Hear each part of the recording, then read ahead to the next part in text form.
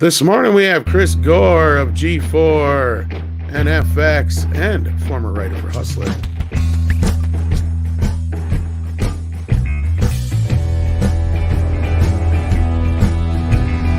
The Oscars were last night, and I don't think anybody cared. Well, that is unless you're a Chadwick Boseman fan. Good morning. Welcome once again to Midnight's Edge of the Morning. I'm Tom Connors. With me, as always, is the one and only boss man, Andre. Greetings, everyone. Thanks for joining us this lovely Monday post-Oscar day, what have you. Yeah, it was one of the most uneventful Oscars ever. And with us, a very special guest, though. This is not uneventful. We have the one, the only Chris Gore with us today. How are you doing? I'm doing great, Tom. I survived the Oscars. It was quite, first of all, I'm glad they pulled it off and it wasn't a Zoom call, which, the Independent Spirit Awards was the previous week, which is effectively the Oscars Junior. If you're gonna lose at the Oscars, you'll win at the Spirit Awards. And but they tend to cross over where it's like there's almost no difference between the two events anymore. But yeah, I'm glad that they did something that was not a Zoom call, although I sent out a tweet. I was really dismayed that they used Union Station in Los Angeles as the location for the awards. It was very strange. Like there's homeless encampments all around out because, they didn't want to highlight that aspect, but no, of course not. Yeah. Chris, before we move on, many of our audience are not local to Hollywood. Where are the Oscars usually held?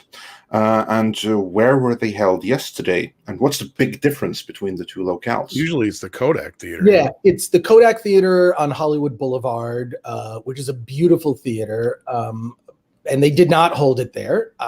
So I'm guessing that was a creative choice, but also one regarding safety. There was something at the top where Regina King mentioned that we're all tested or vaccinated, masks off, and they really had to throw out there that they were putting on a safe event, which I get. Well, I'm so glad all of Hollywood stars are vaccinated because, they're important and necessary. Well, yes, it's very important that the rest of the world are told that don't worry, we can have this event because we've taken all precautions, blah, blah, blah.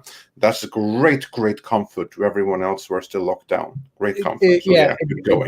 Exactly. But the event was actually held mostly, it was other locations. Not everyone was there. So they had, you'd see people sort of on at some remote locale where they were, but it was at Union Station, which is very strange because, that's a hub of where a lot of people trying to get to work. I used Union Station, I used the metro in Los Angeles to get around. So I don't see how they could have shut that down without inconveniencing everyone trying to get to their just normal jobs. So I don't know. That was a little annoying to see that, but it was cool to see Harrison Ford present an award because one of the key scenes in Blade Runner is actually shot at Union Station.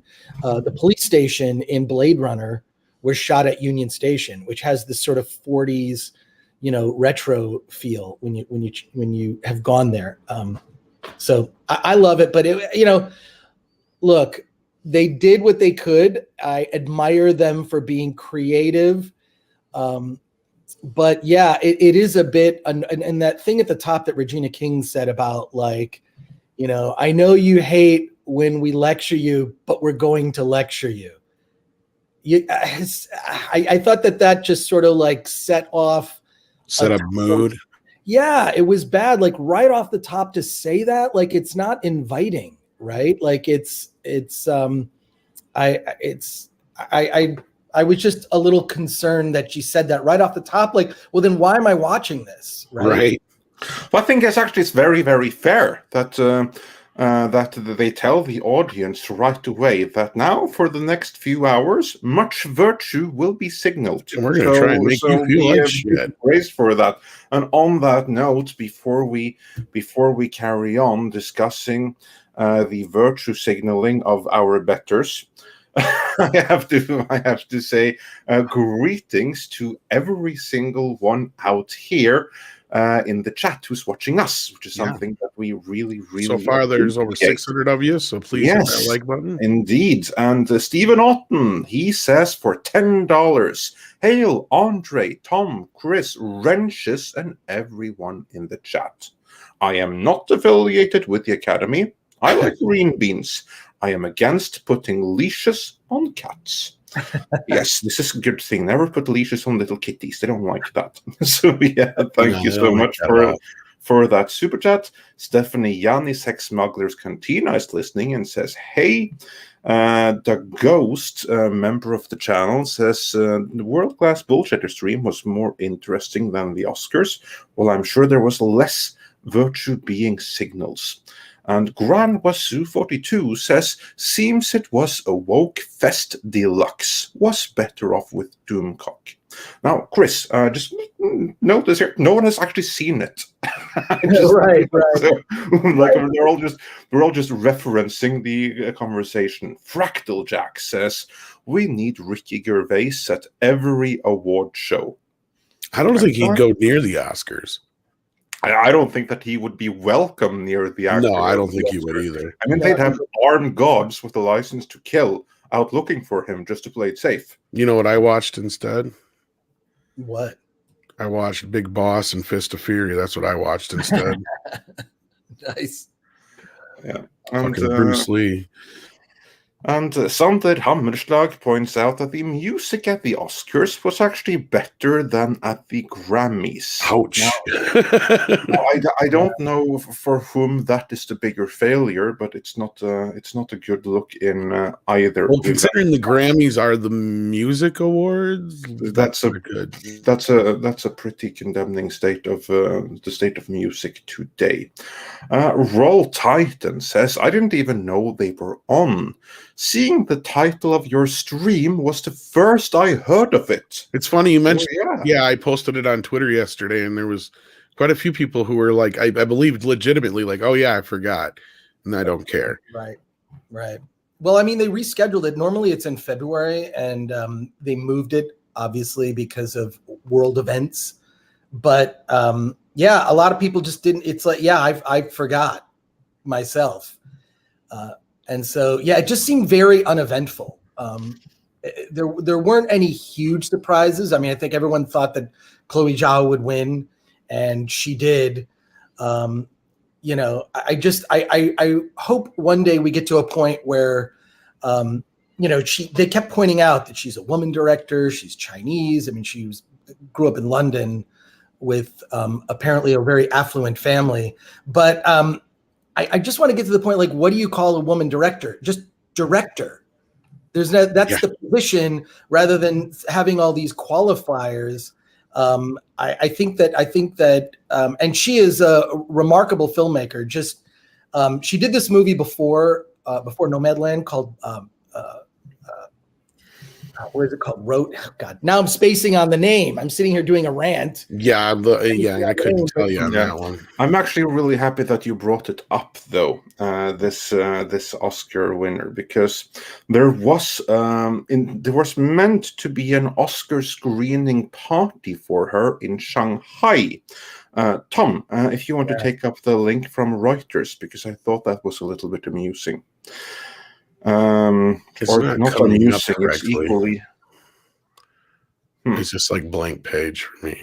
Yeah. Well, that's weird. Okay, I'll see what I can do then. Yeah, but anyway, here, I'll show you what I'm saying here. Yeah, she did this movie called The Rider, and the whole style is very similar to Nomadland, where, you know, it's done more documentary form, and there are non-actors in it. So I wonder how that'll translate into the. Is this it?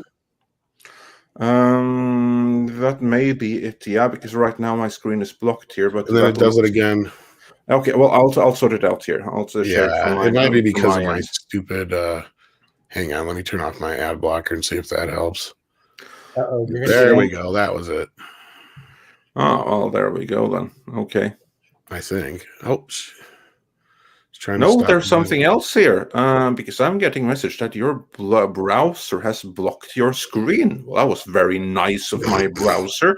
This smells like a Windows update. Yeah, it does not. Well, it doesn't like routers at all. I tried redoing it too, and it's like, yeah, I don't know. Well, anyway, we shall have to redo the, or just you're just gonna have to listen then, because this is then the a report from Reuters, which is basically then the international news agency that's talking about the live stream of the Academy Awards in Shanghai, which was hosted by the alumni of Oscar winner Chloe Zhao's alma mater. They had a problem. You know what their problem was? Their VPN was down because they watched it on YouTube, and YouTube is banned in China because they pay very, very close attention to all the online usage, and the only way that you can actually access things like YouTube from China is by using a VPN. And her alumni, the only ones in China celebrating her Oscar, well, they couldn't watch it. They were like 2 hours late because their VPN was down, so they couldn't watch their alma mater win an Oscar. How's that for a story? So that's actually an award that I think is important and do agree with for that very reason. There, I finally got it to come up. Yeah. Oh, look, She-Ra, Princess of Power. Yeah, this only goes through. Yeah, see, this is what happens when you switch off the VPN. Then they know your Google searches. There you have like He-Man, Robocop. You know what I've been shopping Chucky. for? Yeah, this is Tom's browsing history right there. Not all of it, but some of it. I like the Frankenstein mask out of nowhere there. That one's good. No, that one should have come to me. I know, right? Yeah, that was probably because I was searching for pictures of the Frankenstein monster. And there's Ed 209 looking sad. But yeah, so yeah, that sounds they should have got Surfshark. Yeah, they should have. That would have solved that entire problem. We've never had any issues with that. But anyway, point being then that's actually for all the virtue signaling and stuff like that. I don't think that they signal enough of the right kind of virtue. But giving this particular award, I think, was a step in the right direction when you have someone that's winning from a place that is so locked down, and not because of any coup thing, that they can't even stream the winner there. That's that's quite telling. So that's kudos for that. And on the other page of this, like, how would you like to be the person who knows in 5-10 years from now when you finally realize after the haze has kind of gone away and you're like, oh shit, the only reason I got this Oscar is because of the color of my skin. You know, I mean, yeah, that's that of course, and there's like some irony there because many awards were like that, but then there was a big one that wasn't. So to me, it seemed like they were able to hone in on every little thing that would tick people off, and then they did just that. But Chris, let's continue to break down the show. So it started off by alerting the audience that much virtue will be signaled. Yes. How did it carry on from there? Well, if you've seen the movies, I think it was interesting. I think that one of the aspects of Nomadland that almost no one brings up, they bring up this sort of van life that Frances McDormand character has, but there's a glimpse into what it's like to work at Amazon that is absolutely frightening.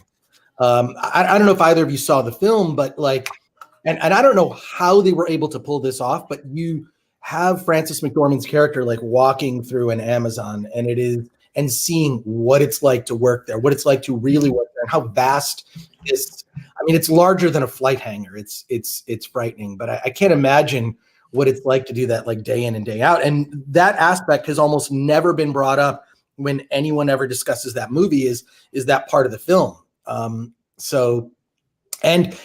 you didn't see it in any of the footage that was allowed to be shown, right? So there are approved clips for publicity, nothing from Amazon. So when you see footage from the movie Nomadland, you will never see this running thread that she's an Amazon worker that can't even afford an apartment so she lives in her van.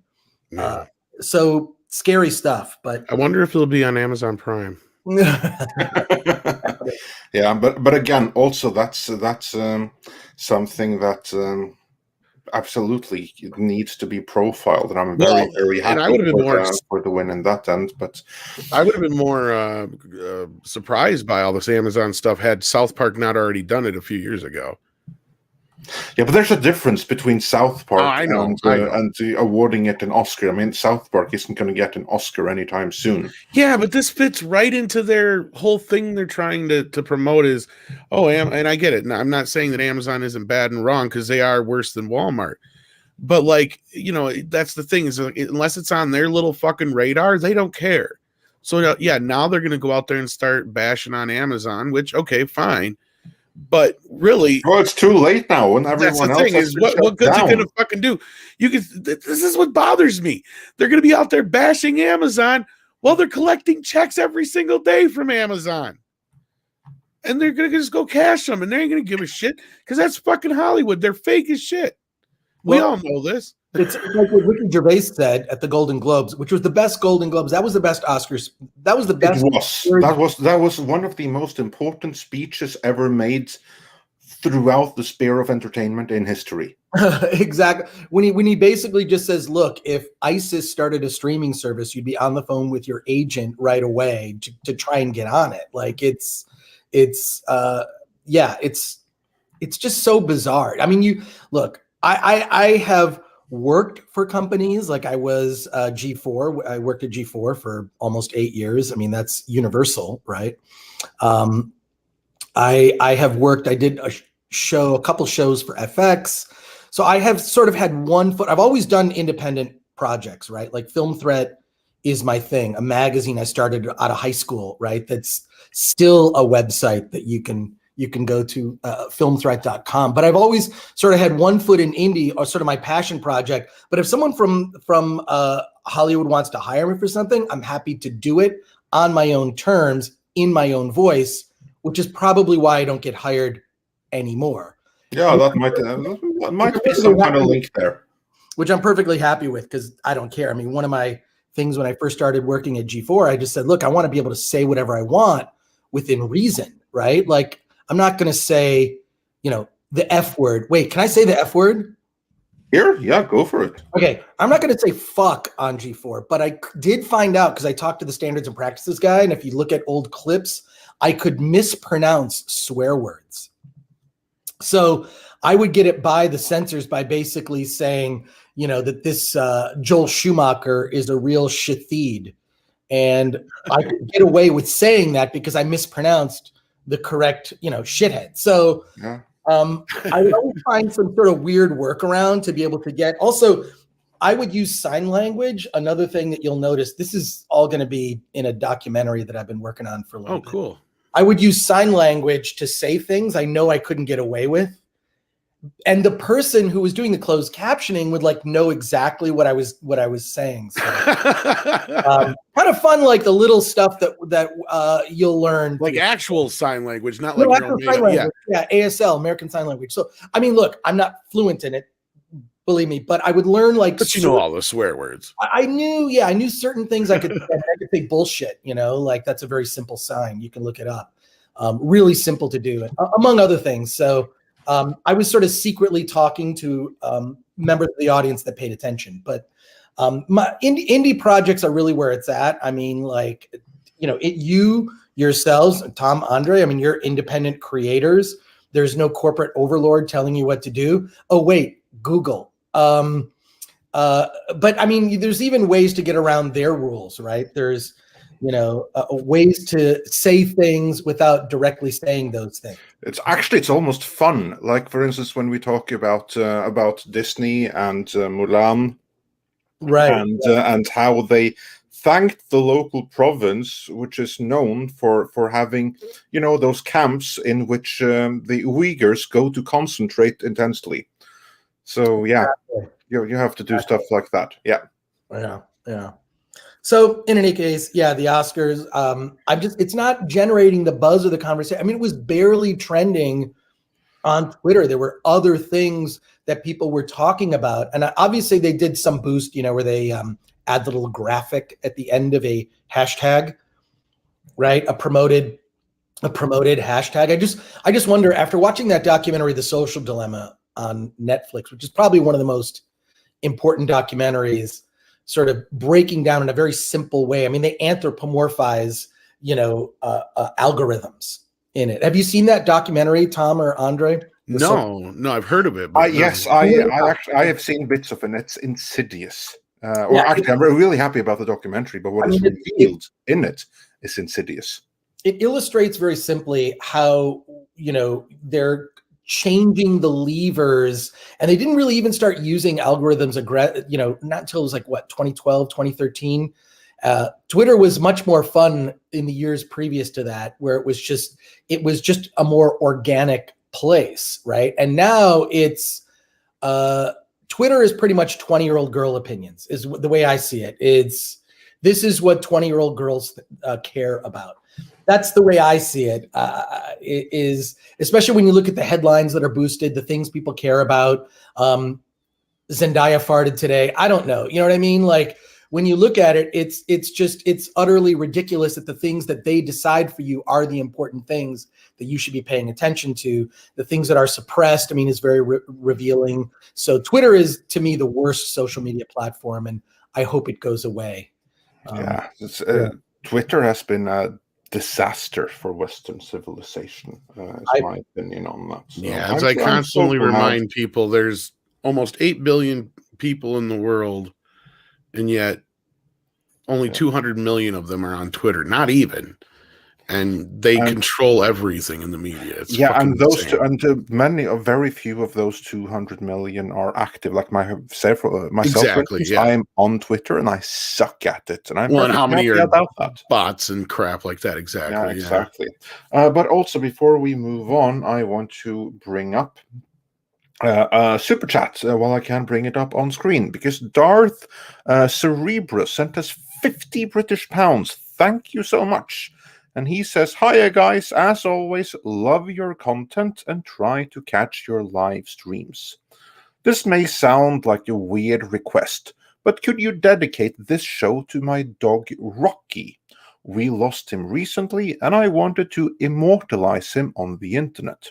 If not, then no problems. Kiss, kiss." No problem at all, actually. Send me a picture on Twitter and I'll actually show a picture if you want.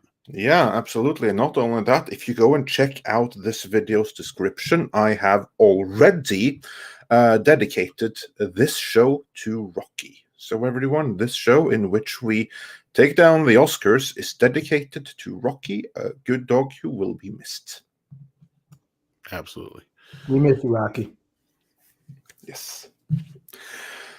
We have a few more super chats as well, but we will go through every last one of them in due course. But in the meantime, there's more Oscar shenanigans to go through. One thing that stood out to me, and you touched on this already, Chris, is that when they showed the clips for No Man's Land, they very conveniently did not show the Amazon scenes, because that would have been too close to home. But what many reacted to on Twitter, actually, is that this is an Oscar in which, let's be honest, most people haven't seen the majority, or in many cases, any of the movies. They don't know any of the performances. It would have been very helpful with some more clips from the movies, and especially of the performances. Or maybe they should have nominated movies people actually watched. Right. Yeah, that too, but we'll get into that. But before that, since they nominated a bunch of things which I'm sure are very, very fine and good and proper in their own right, but they're not what anyone have seen. Why wouldn't they show clips to the audience who will sit there, apart from those who are literally physically there in the building? They'll know all of this. But anyone watching from home, most people probably have no idea. Why wouldn't they show any more clips than they did? I don't know. And also the clips that they showed were not particularly inviting. The Sound of Metal was my personal favorite. I think that film was just brilliant. Riz Ahmed from Rogue One is probably the thing that people would most know him from. But that movie was fantastic. I mean, especially Jeff didn't like it. What's that? Jeff from World Class Bullshitters did not like it. But see, you know what? That's cool. That's fine. That's the one thing that has always bugged me about the Oscars is they talk about diversity a lot, but you know, as I think we talked about before we even came on, I mean, diversity of opinion is something I think that's the thing that's lacking, but diversity of genre it's weird. It's they basically reward one type of film, which is dramas, right? Like, yeah, or independent, yeah. Yeah, there is a rule actually in the Academy. If there's a certain number of musicals that come out in a year, that there can be a musical category, best musical. That's why I much prefer the Golden Globes. At least that show is somewhat entertaining because the celebrities get plastered, and they also will take. Not only that, they split up the awards. Yeah. Yeah, I have to say about the Golden Globes, I loved it when The Martian won Best Comedy or Musical. Right. I mean, how bizarre is that? But whatever. I mean, after seeing the movie, though, I kind of understand. Yeah. But this year's Oscars, like, I mean, had the best musical numbers. But yeah, there's a lot of weird rules with the Academy, which of course are evolving. And I have a friend, Dan Mervish, who actually made 2 musicals in 1 year to try and get both of them nominated for Oscars. And then was trying to get friends of his that were nominated for short to actually, like, yeah, Tiger King should have won for Best Doc. I mean, yeah, like, I mean, at least that's what I like about the Golden Globes is they tend to have diversity when it comes to the genres. And also it's the most fun. And I think the sort of outrageousness of it is what's come to be expected. I'm certain that the Golden Globes ratings had to be much higher than the Oscars. I think they were especially this year, I'm sure. Yeah. Well, I would have hoped so. And Rob, I agree with you. Sorry, I just want to say I agree with you completely that the Golden Globes, that's fun. I remember, like, that was an event because of Ricky Gervais. He made the Golden Globes an event worth looking forward to. Sorry, Tom, carry on. No. I was just going to say, and I don't know if you agree with this, Chris, or not, but the Oscars used to be a little bit more diverse, if I can use a term. They actually had films from all over the gambit. It wasn't until basically Weinstein started coming in and buying up the Oscars that it became this whole, like, what Weinstein movie is going to win this year kind of thing. And by the way, the publicist who made all that happen was hired by Netflix. Oh, see? Yeah. So wow. That is why you know exactly what I'm talking about. Yeah. Exactly. So it's like now you see Netflix getting all these nominations, and you see how that works. But they just hired the person that was working under Harvey that made that happen. So yeah, and for those, for those who are not aware, like, yeah, from about basically what 95 on, maybe even a little earlier than that, Harvey Weinstein just basically bought out the Oscars every damn year. He'd plaster the hell out of whatever movie it was. And it kind of started with The English Patient. So Rob and I call it English Patient 0. So you can kind of trace it all back to there, even though it kind of begins before that. That's where the winning began. Right. But yeah, no, like, it's just been boring and shit. And the virtue signaling has gone off the charts. Like, this year they might as well have just called it virtue signaling the show. From what it sounded like. And I mean, you got people even just freaking the fuck out. Like, the big news this morning was that Chadwick Boseman didn't win over Anthony Hopkins. Like, everybody is losing their shit over it.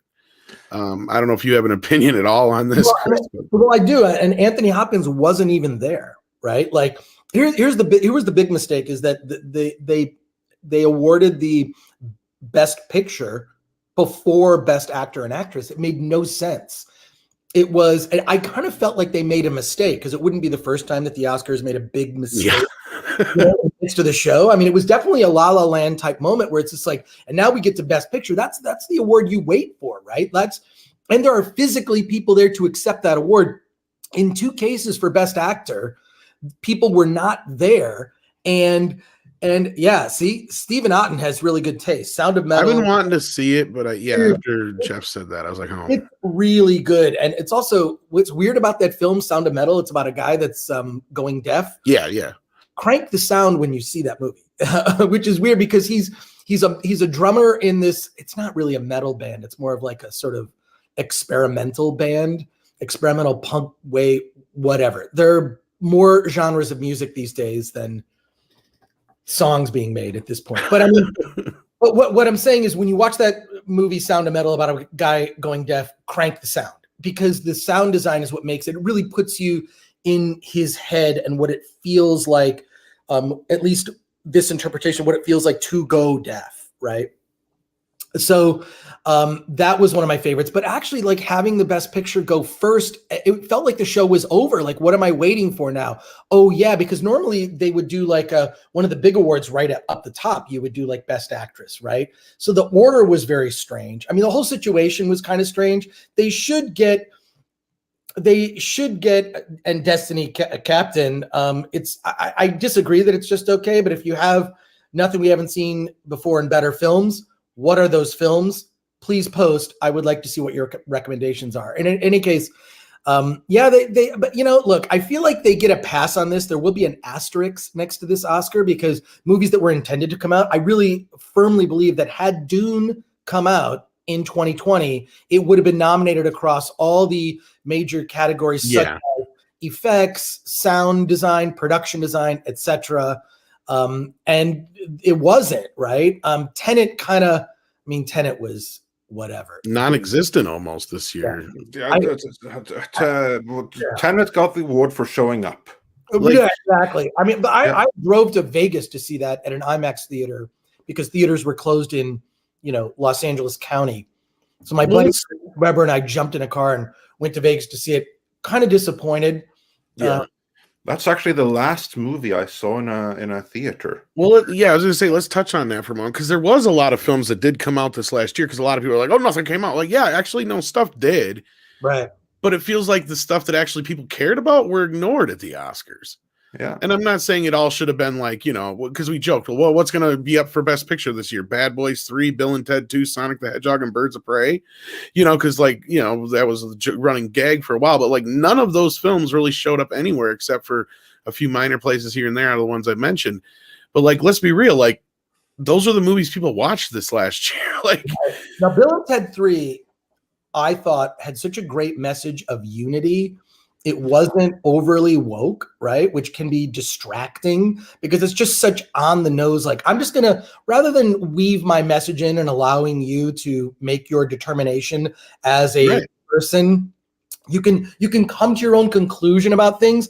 We're just going to tell you what the conclusion should be, and we're going to just say it overtly on the top because we're shitty writers. That's sort of like everything I see these days. That's why I kind of just check out of stuff. It's like, you've lost me. Like I'm able to actually, with my brain come to my own conclusion, which you should respect me as an audience member and allow me to do, rather than just pointing to it on the nose, which is amateur writing, in my opinion. So, but that was great about Bill and Ted 3. I don't know if you saw that film. Like, absolutely. We saw it. We interviewed the director and everything. So that credit sequence was incredible.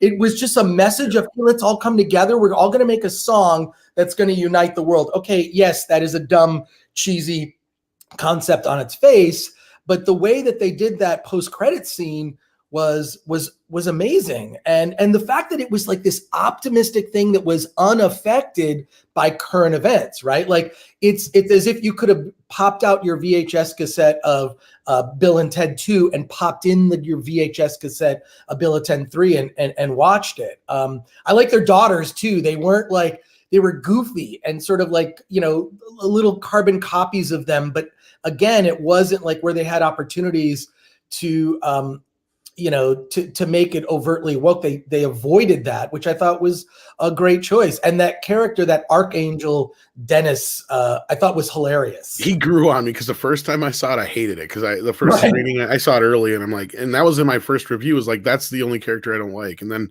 when I saw it again, I was like, you know what? Dennis is growing on me. Dennis is weird and awkward, sort of autistic, but just like I don't know. I thought it was great. It was one of the highlights of last year. Certainly could have been nominated in categories, but Oscars are, you mentioned earlier about Oscars being bought.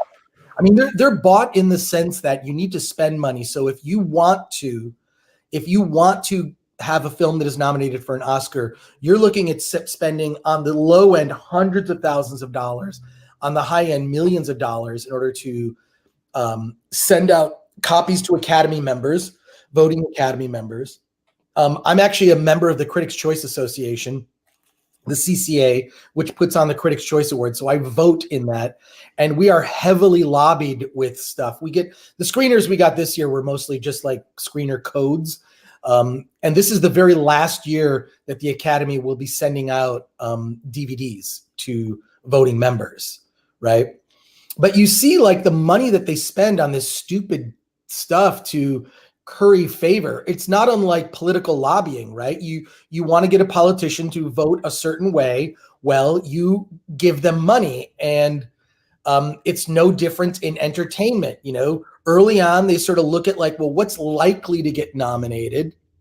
And then they spend tons of money on these Oscar campaigns. So it's just like political lobbying, not much different than that. And as a member of the CCA, I mean, I can tell you that I've seen the kind of money that is being spent, lobbied for my vote for, but the stuff that I vote for like never gets, the stuff that I like generally doesn't even get nominated. I mean, my taste runs across, like I like a movie like Sound of Metal, but I also like, you know, the Puppet Master series from Charlie Band and Full Moon Entertainment. So, or a Roma film, you know, by Lloyd Kaufman. So my taste is kind of all over the map, but I take just as seriously, you know, a small, low budget exploitation indie film. I take that as seriously as I would something like a Sound of Metal, right? Or a Nomadland. They're not, that's the sort of thing I mean, I don't need to tell you that there's an elitism in this industry. I mean, it's pervasive. I did an article about it once back in the 90s when Film Threat was a print magazine called The Caste System. You know, the caste system in India, how they have the untouchables and they're at the lowest level. The lowest level are the PAs and interns, right? So we did an article sort of equating the caste system in India to how things work in Hollywood. And I can tell you definitively nothing has changed.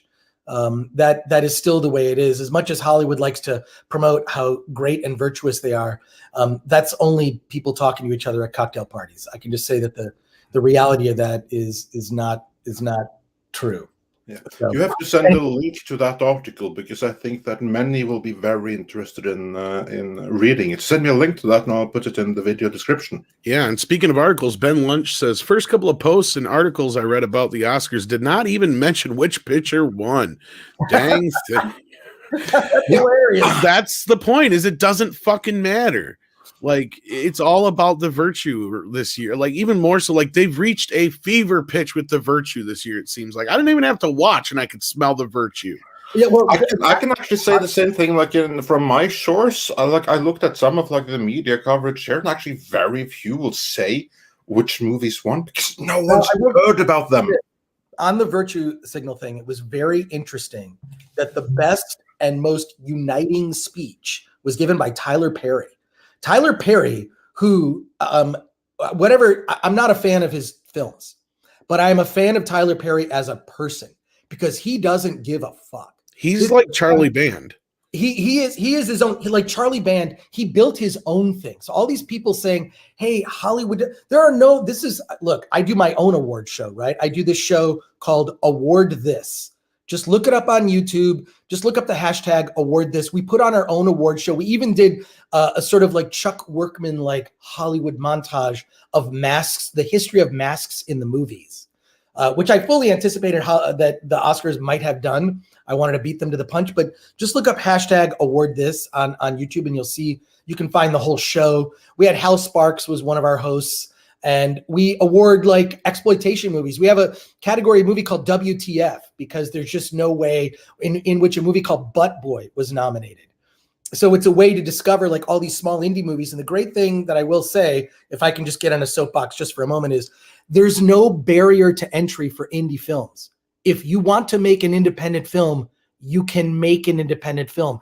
You don't have to wait for anyone to give you an opportunity. You can pick up your iPhone, make a feature film, send it to us at Film Threat. We'll review it, and you'll be potentially in the running to be nominated in that. But Tyler Perry gave the best speech because he built his own thing. He built his own studio. He hires his own creative people. He has found his own little segment of people who love his movies, the Medea series, of which I've only seen the trailers.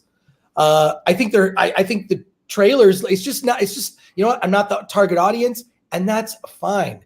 He built his own empire. He didn't wait for Hollywood. You don't have to answer to nobody. Exactly. Yeah, exactly. But did you hear his speech?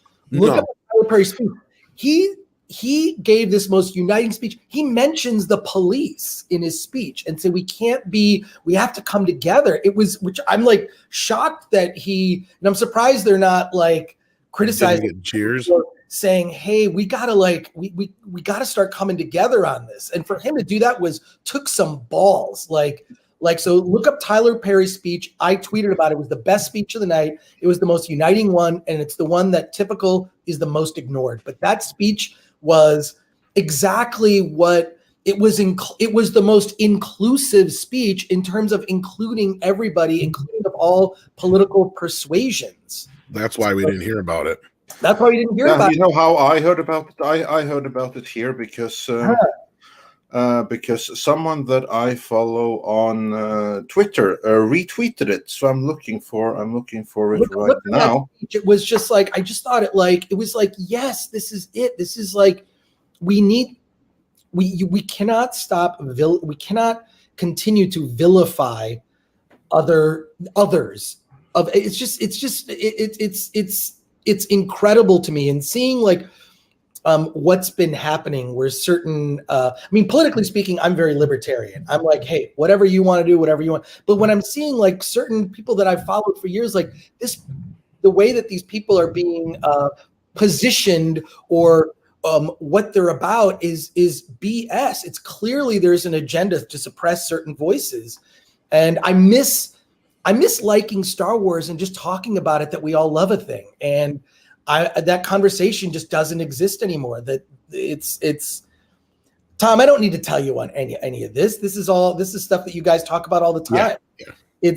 I don't agree with the way fans are being targeted in ways that are it's frightening. It's really frightening. I'm just a guy that, like, my favorite part of going to Comic-Cons is standing in line and talking to people about the latest thing. And I don't care if we agree.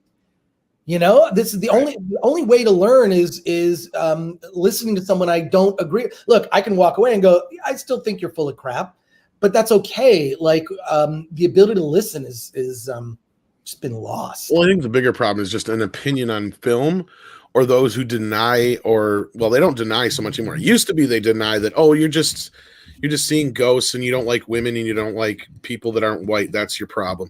They used to deny that these things were in the films. Now they're like, oh, no, we're using it as a platform and we're trying to piss you off so we can drive you away.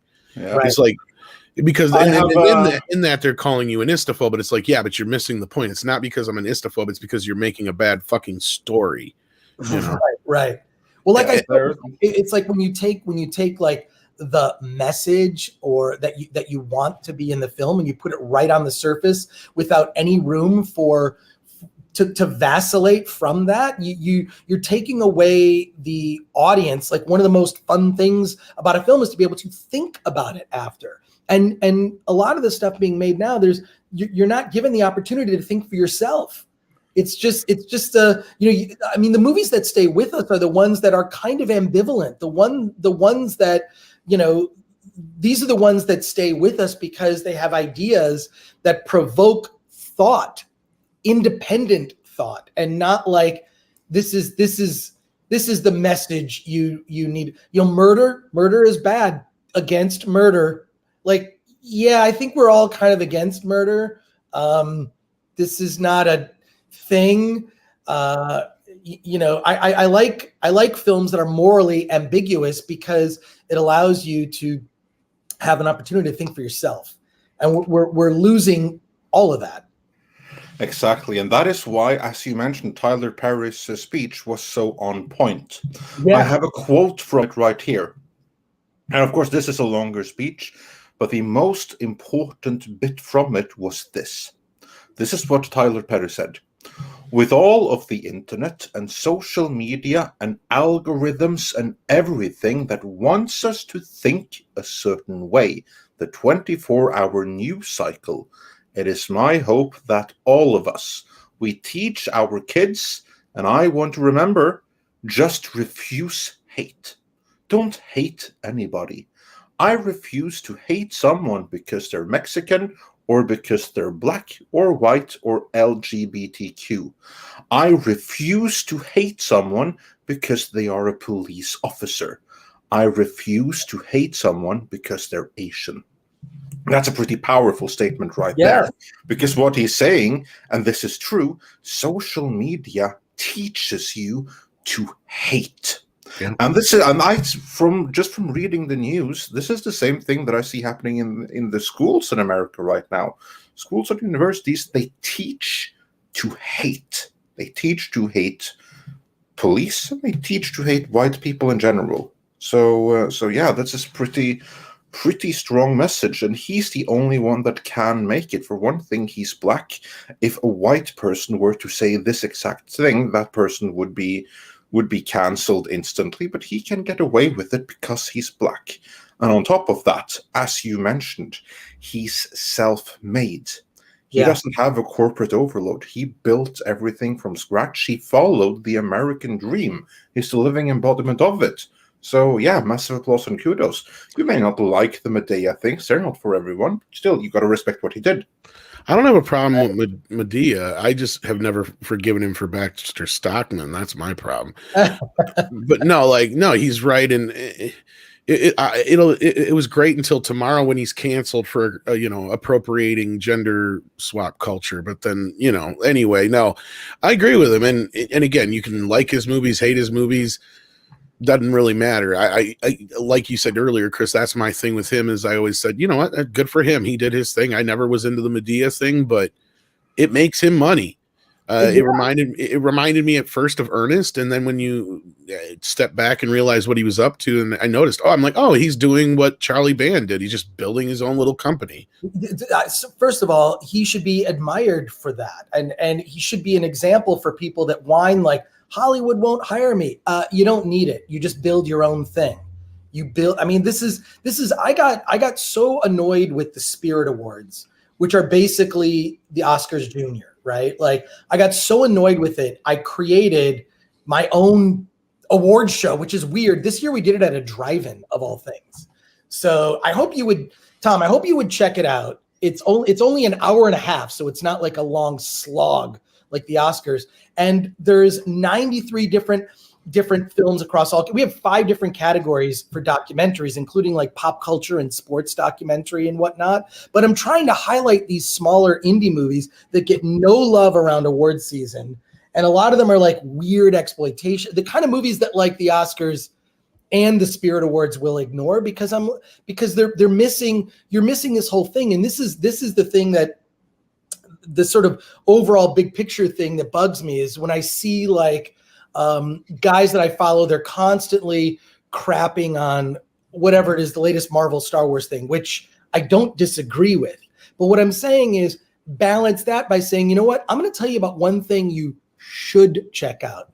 I already know that these major franchises, whatever, are kind of lost. And I think it's mainly because they've been around for so long. And you have people that are shepherding these franchises that don't understand the sort of core reason as to why that they had broad appeal to begin with, like Star Trek, Star Wars, whatnot. I say balance that with, for every 9 videos you do crapping on that stuff, do 1 video where you say, you know what, I'm going to tell you about this movie called Corona Zombies. Or I'm going to tell you about a movie called Butt Boy. Or you know what? You need to see about this movie called Greenlight, which is this weird indie thriller, right? Like that is going to be my message and my plea to whenever I do other YouTube stuff is like, please like expand your horizon beyond like the stuff that we all agree has problems, and look for the stuff that are the diamonds in the rough, right? These undiscovered gems that are not perfect movies, because these indie movies, believe me, they're flawed. They're like birds with broken wings, but I want to see them fly at the end of the day. So seek out, like, that's what I'm saying is, if you're going to give your dollars to something, give your dollars to some thing. I mean, I buy stuff on Vudu all the time, and I buy like these small indie films, like, I mean, there's too many to name, but there's just so much good stuff on there. There's this really cool sci-fi film called Shifter, that is like a time travel thing. And the thing was made for like under 50 grand. And it's a really cool sci-fi concept, right? Like, but it's made by these filmmakers from Oklahoma. Like, I love discovering these smaller movies, and this is my impassioned thing. And guys, kick me off my soapbox. I know I've dominated too much time, so my apologies. No, that's quite all right. No problem. Actually, we have got a couple of super chats for you. Yeah, we have a couple of questions for you and comments for you. Stephen Alton, he says for $5, thank you, Chris. Spot on about Amazon. I've brought that up previously. So yeah, kudos for that. And then we have, I just have to look here. Grand Wasu 42 asks to Chris Gore, I know you from somewhere on YouTube. Did you do Collider Heroes with John Schnepp and Robert Meyer Burnett? Yes, I did. I did that, but I wasn't invited on very often. I think it's because I had opinions that may have, I don't know. I think we kind of know why, because these are the same people that after Schnepp was gone tried to cancel. I knew John Schnepp since 1993. We met bowling at the Chicago Underground Film Festival in 1993. I was friends with that guy forever. We have helped each other on various projects, and what they've kind of done to his memory is sort of sickening to me. Maybe offline I'll have to tell you a story that'll make your stomach turn. And we look forward to that. I'm sure it's similar to ones we've heard from Robert, but probably, but still, yeah. And a pleasure to be on with Lorena. I watch her often, so welcome, Lorena. Yes, welcome. Thanks for joining us. Honored, Lorena, meet Chris. Thank you. Hello, Chris. Nice to meet you. You as well. But yeah, back to that Andre and Tom. Well, welcome. And back to that other super chat. Yeah, besides that, you may have seen Chris on things like FX, and he was also on Attack the Show and other stuff like that before as well. So I'm sure there's lots of places you've seen him besides that. So, but yeah, he was a few times on Collider Heroes, which was ironically one of the few shows I actually still watched after it turned to Collider. Because I actually started watching way back in the AMC days, and then just kind of downhill from there. And then I liked a few of the shows because of Robert and Schnepp, and then sadly when Schnepp passed, it was like, no, I'm done. Yeah, that was horrifying. That was 2018, and he was supposed to be on a panel. He was supposed to be on a panel with me that year. I saw him at the hospital like a couple of days before he passed away. It was horribly tragic. So I don't know. It's hard to talk about. So anyway. That's just it. I've never heard a bad thing about the guy. I've only heard great things, and then he was just a big sweetheart. And it's just sad that his legacy has kind of been treated the way it has by so many people.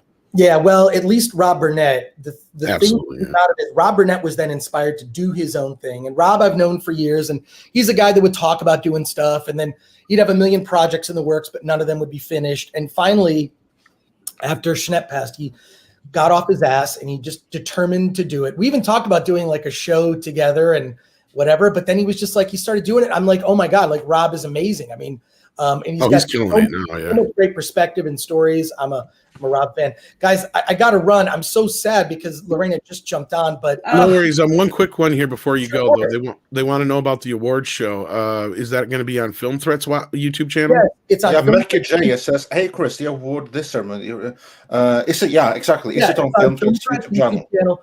Just look up #award_this, and it's on. Just you can look up Film Threat Award This. The latest one, it's from 2021. We did a whole award show. You're going to learn, and you get like little glimpses of about 90 movies that were nominated across a variety of categories: indie horror, indie sci-fi, indie comedy. The movies that you're going to like learn about are freaking weird, but they're all available on Amazon or whatnot. And I hope you check out the show, if only to discover and also we had John Bailey. I don't know if you know John Bailey, epic voice guy. He's the voice of Honest Trailers. He's our show announcer, and we did the show at a drive-in. I'm like, F it, I'm tired of these Zoom award shows. So we did it at a drive-in. I know it's weird. I got to run. I'm so no problem, man. I'll be back, and I really appreciate you including me in this. Sorry we had to talk about the Oscars. No worries, man. We got about 1,700 people watching. We got your links in the chat. Hopefully they will check out your channel, and we'll talk to you again very soon. Check out Award This. Hey, thank you, everybody. Lorena, pleasure to finally meet you. Likewise, Chris. I just followed you on Twitter, so hopefully we can stream again soon sometime. Awesome. Later. Bye. Bye. Thanks for joining us. I appreciate it. Thank you. Yeah. And Lorena, welcome to give you a proper welcome. Oh, yes. Thank you. Thank you so much, guys. Glad I could tag team spend my lunchtime with you. Well, glad that you had the opportunity to join us. It's always a pleasure. All right. Yes. So since we're on super chats, let's jump back to the classic ones that we may have missed. Yes, let's jump to some classics, and then we have some that I really want to have Lorena's perspectives on as well. So that should be fun. I just have to go back to the classics here because we have some classics. Alex Acera says, "Uncancelled. Do tell how much clout left for KK," in reference to Gina Carano in the title. We'll get into that a little bit later on. Malisi D. Wildman says for $5, "The Oscars like my Redbox disc rentals. I forget about them. Pay a week or two to watch and never watch them again." Super Blubberpuss says, "Tyler Perry won the Humanitarian Award, so R. Kelly should win the Nobel Peace Prize, right?" Well, you won the Nobel Peace Prize. Yeah, there you go. Hey, I've been here all week, folks. He absolutely should win that one. And Roger H sent us a thumbs up super sticker, so thanks for that. Matt Giles says, "I heard the Oscars was a complete woke turd sandwich. Even Anthony Hopkins decided to spend time in a graveyard rather than go." And SHS Rebels 08 sent us a little piggy dragon super sticker. Lo-Fi Samurai sent us a thumbs up super sticker. And then we have Alex Acera, who says, "Please watch What is Anti-Logic Woke video, 10 minutes. Yeah, okay, please watch that. I'll have to check that out. What is it called again? What is anti-logic woke video? What is in anti-logic woke? What is anti-logic in one word? Okay. Quite the word salad there. Yeah. Speaking of anti-woke, I would love, because Anthony Hopkins, is all the talk of the town now. I would love to see Hannibal take on woke culture. That would be amazing. Oh man, that would be something to see. We'll get into that. Just let me run through a couple of more here. He would eat them with no. Actually, you know what? Even Hannibal would have higher standards than that. Yeah, he's not going to eat such spoiled food. I mean, he has standards. That's right. Yeah, exactly. Ron Harushin says, "Wasn't a fan of the Oscars before and sure as heck ain't now. Lecture on, lady, because I don't have to hear it."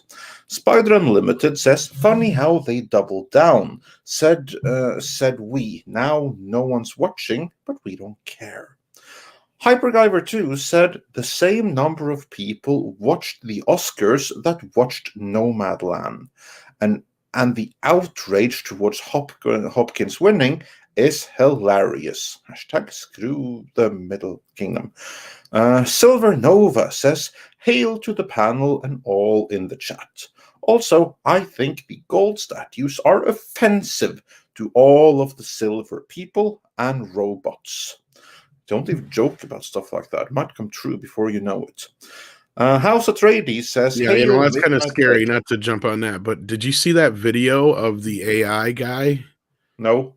Like they have AI and they gave it a face and a voice and all this shit.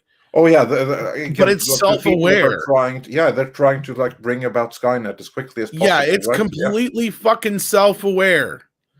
And not only that, this is right after, did you hear about like the other machines they had to shut down? The two AIs that were talking to each other? Yeah, because they were planning on destroying humanity or something. Well, they don't know exactly what they were saying because they created their own fucking language so we couldn't understand. I don't get this. Like when you have all these warning signs in fiction dating back centuries, I would say. And every single time you develop like some AI, it always goes horribly wrong. Like even in DuckTales, they warned you. So why do you have like researchers that are committed to try to develop it as much as they possibly can? You know what? Actually, get it because Kevasar has a point here. I'm going to trade the AI for the SJWs. They're more self-aware. Oh. Well, at least the AI isn't an NPC. True. So there's that. But yeah, Lorena, you were saying. I'm sorry. I was just going to add one of the first classes that I took in computer science. No joke. One guy raises his hand and says, "So, what about Skynet?" Our computer science professor says, "You probably do not want to develop an AI that will kill you." We're like, "Oh. Okay. Well, no one sets out to create an AI that fucking kills you. It's just like, pay attention. You know, when it starts doing crap that you didn't program it to do that. Exactly. Everyone, it's this exactly. It's like the signs are there. So it's just like if you see your AI exhibiting behavior you know is not a good precursor, you need to start destroying that thing. It down. Shut it all down and burn it. Yeah, basically. Like to play a game. Yeah, you have to listen. You have to listen to Spock. Like the moment you see that the code you made suddenly goes beyond its programming and start doing completely different things, then it's time to kill it while you still have the chance. Yeah, and that's the thing is that AI is like, I hope we can live together and learn together. It's like you hope. Yeah, what happens if we don't want to?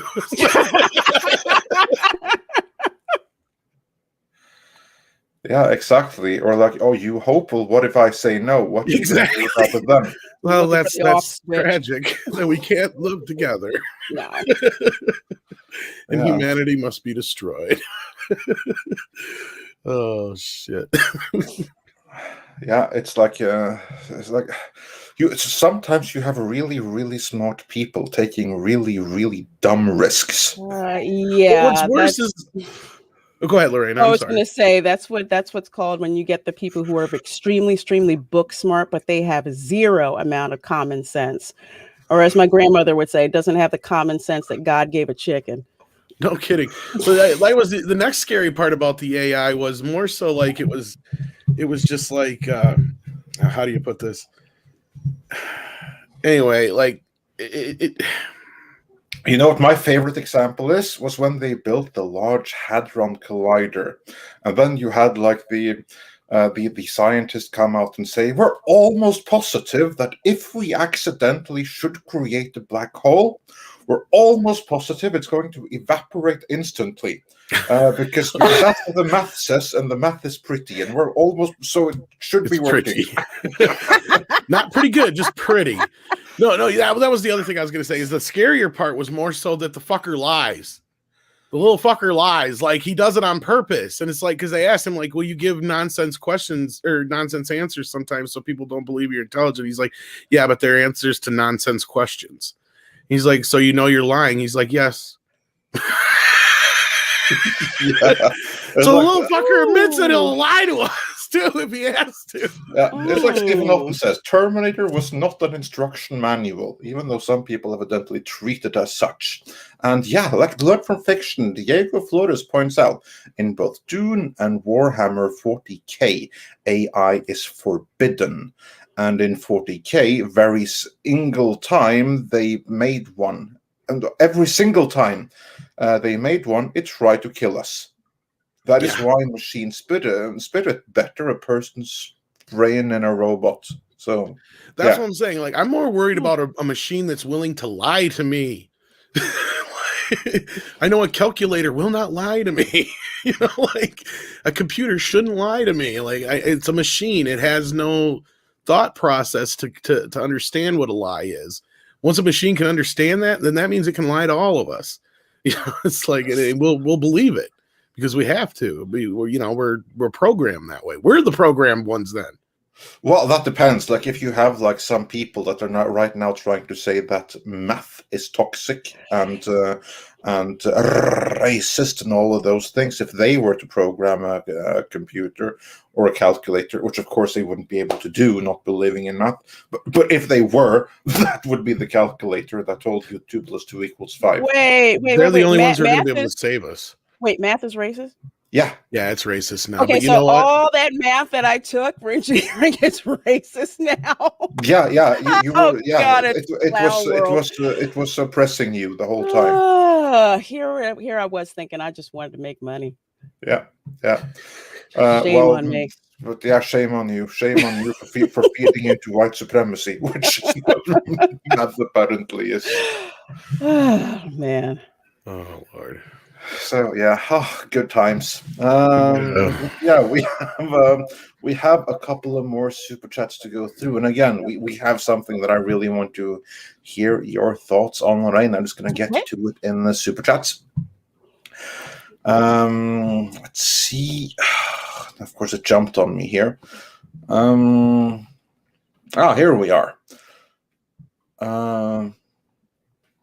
Silver Nova says, hail to the panel and all in the chat. Also, I think, we got that one. And the next one, House Atreides says, hail Midnight's Edge. Have you guys seen the Russian cyberpunk farm on YouTube? It is hilarious. BS. Oscars? Woke Oscars? Oh, hell no. Russian cyberpunk farm.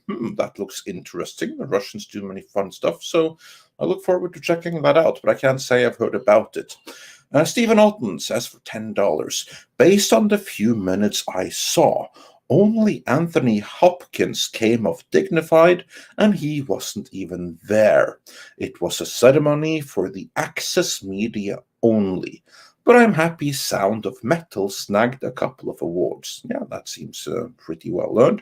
It's funny you say that, because that's like what a lot of these award ceremonies are anymore. It's just for the Access media. I mean, let's be real. Yeah, and the people there to get their goodie bags worth like $1 million and stuff like that, which went to like the top 20 candidates or something. Big Daddy MRI says, oh my God, I missed the Oscars? Really? I'm so happy I missed it. I had laundry to do. And I listened to Doomcock's and Nerdrotic's Inquisition. Cheers. Yeah, seems like a good choice. Cesario JPN says the world-class BS drunk stream was more amusing than the actual Oscars. Dion getting triggered by Tyler Perry winning an Oscar was funny AF. Jack Hudson says, I re-watched FNT instead of watching the Oscars. I didn't even recognize the movies that were nominated. Whoops. Stephen Otten says, yeah, we got that one. And Cristiano Coralejo says for $10, thank you so much. I heard that in spite of Chloe Zhao's win, China not only ignored her Oscar victory, but censored it. Yeah, we were talking about that. Yeah, we mentioned that. Also, I think good clip, guys, you could use is Robotnik from the Sonic movie yelling, nobody cares. Actually, we used that a couple of times, but thanks for reminding us. Oh, and Daffy, we have to bring that back too. I just have to remember to write it in there. Mr. Tickle Trunk says, what are the Oscars? Well, the answer is something you no longer have to pay any attention to. Oscar peaked with Billy Crystal. That's what Oscar did. like the history of Oscars goes in a mountain. We're on the downhill slope now, folks. Yeah. Destiny Captain says, it's not that the character can't afford to get a house. She continues to choose not through the entire film.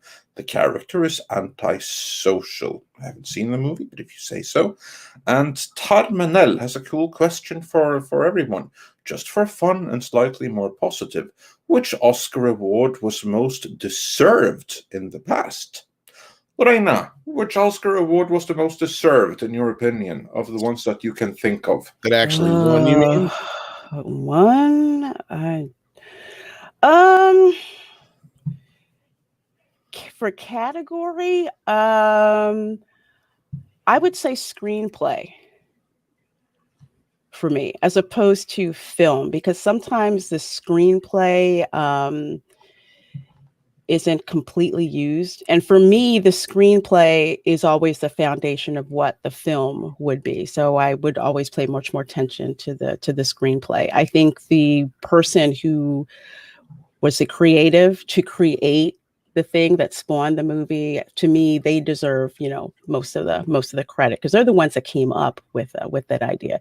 Could be a bad idea, could be a good idea, but either way, that's the genesis of where it came from. So for me, yeah, best screenplay. Now, is the actual question, what is the best award? Like, because if it is, then I agree with Lorena, but otherwise... What specific then? A specific win outside of the category? I would say, like a lot of people really? I agree with in the chat, Return of the King is one of the few times, at least in the last 30 years, that I can think of that a movie won that actually deserved it. Because, yeah, rarely does the movie I think should win. And very rare. I mean, there's quite a few times where actors and actresses and directors will win that I agree with it. But most of the time for me, it's like the person that I think did the best job isn't even nominated half the time. Like the one I jumped to first and foremost is Jim Carrey was so robbed for Man on the Moon. Well, that movie in general was just ignored. And I'm like, what the fuck are you doing? It's one of the greatest biopics of all time. Jim Carrey is one of the greatest dramatic actors of all time. And the cinema has lost out by him not having more dramatic roles. Well, another one that I would add, which added to why I really don't like the Oscars, was the film Malcolm X. Yeah, I remember. And Denzel Washington should have gotten the Best Actor award for Malcolm X. He didn't. He got it for Training Day instead. He got nominated, I think, for Malcolm, but he didn't win, right? Right. That's right. That's exactly right. And Malcolm X, I mean, it was just an amazing film. And Do the Right Thing was, it was all right. But I was really disappointed that Malcolm X didn't win. But most of the time, usually movies that they nominate, I don't feel that they really deserve to. It seems to all be who spent the most amount of money putting, ads and everything, and like the Hollywood Reporter, or when I lived in LA, you'd see the LA Times just littered with, for your consideration, these big, huge, page ads for the movies and everything. I would have to agree about Return of the King. I wasn't a big, huge Lord of the Rings fan, but that movie was amazing on so many levels. Why it won so many things? It's because because they basically did. I don't remember the English word for it. In Norwegian, it's called oppsamlingsheat. It's like in sports, when you have like all the different teams, when you have like different batches of players that go running or swimming or whatever, and then you have a couple of few ones that are left from each team that didn't like fit in too many, whatever, and then you have like the rest category, everyone else. It was kind of like that, because he really should have won for the two previous movies, but they saved it all up. So that he wouldn't win 3 years in a row. So Return of the King, that's when he got everything that was for the two preceding movies. Yep. Because then they know that, okay, there's going to be 3 years worth of Lord of the Rings movies, and he deserves to win every single year, but we're not going to do that.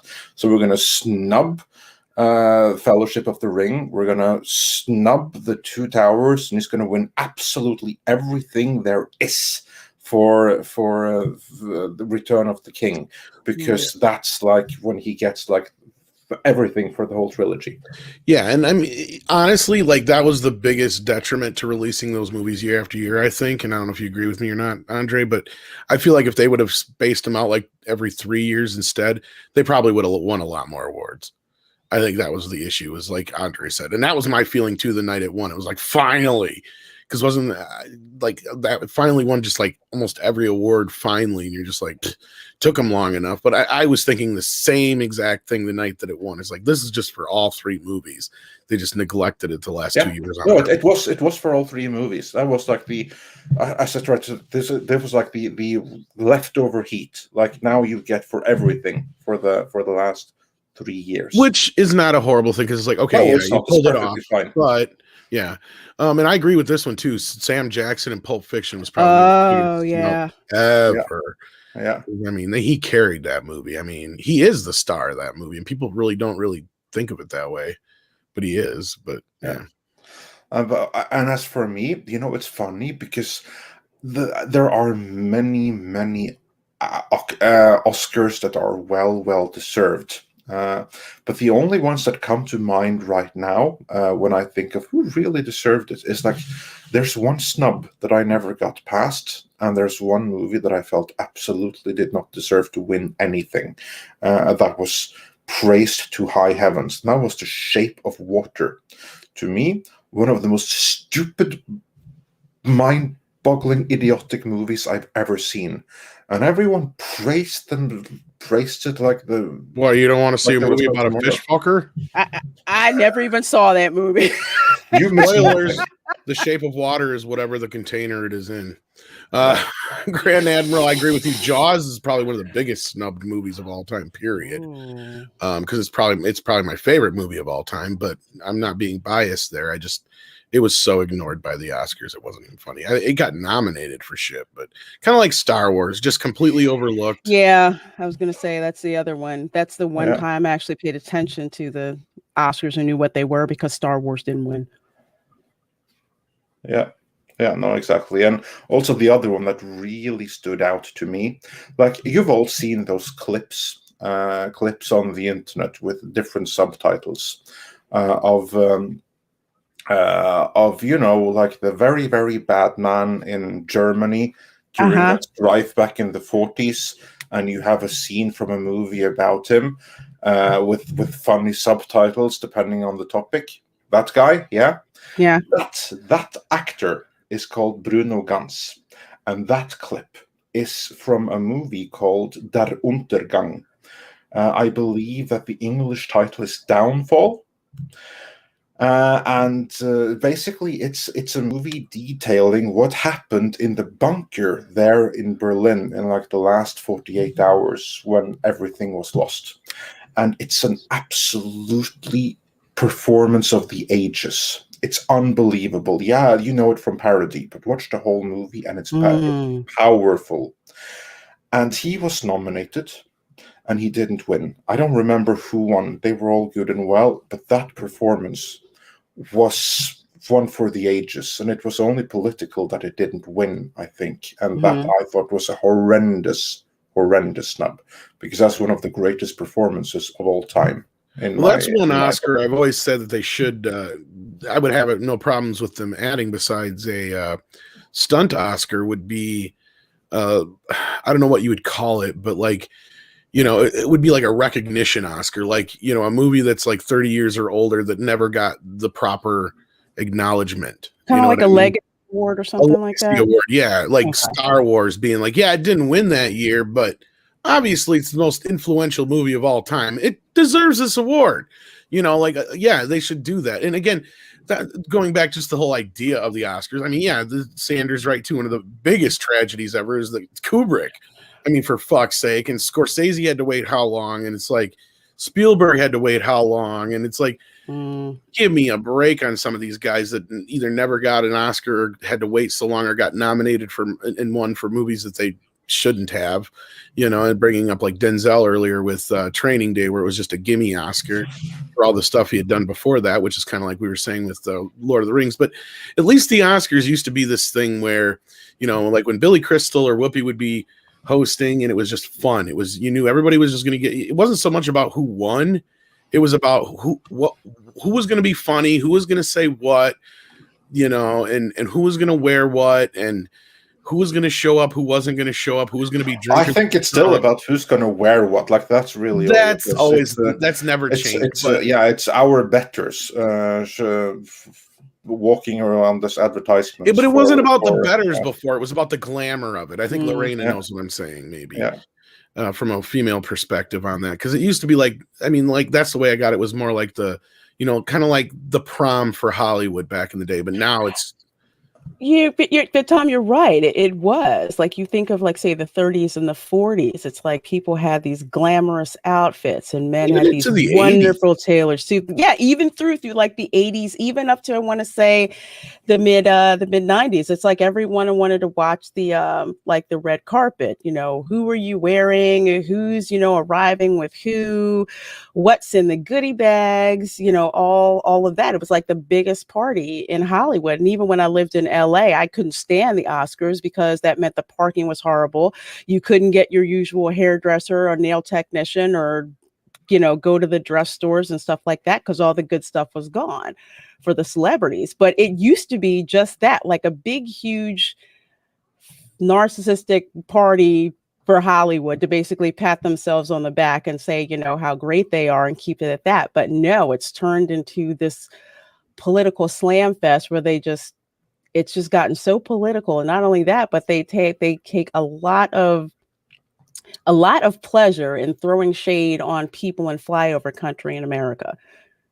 Well, I would even take that one. Like, now it has become the self-appointed our betters. Well, and not only telling everyone else how toxic they are and do better. Well, yeah, but like, not just that, but like, I don't even see, they would take the piss out of themselves, or, you know, in a way, because like one of my most favorite, like even in the 70s especially, they would just roast themselves. It seemed like a lot throughout. Mm-hmm.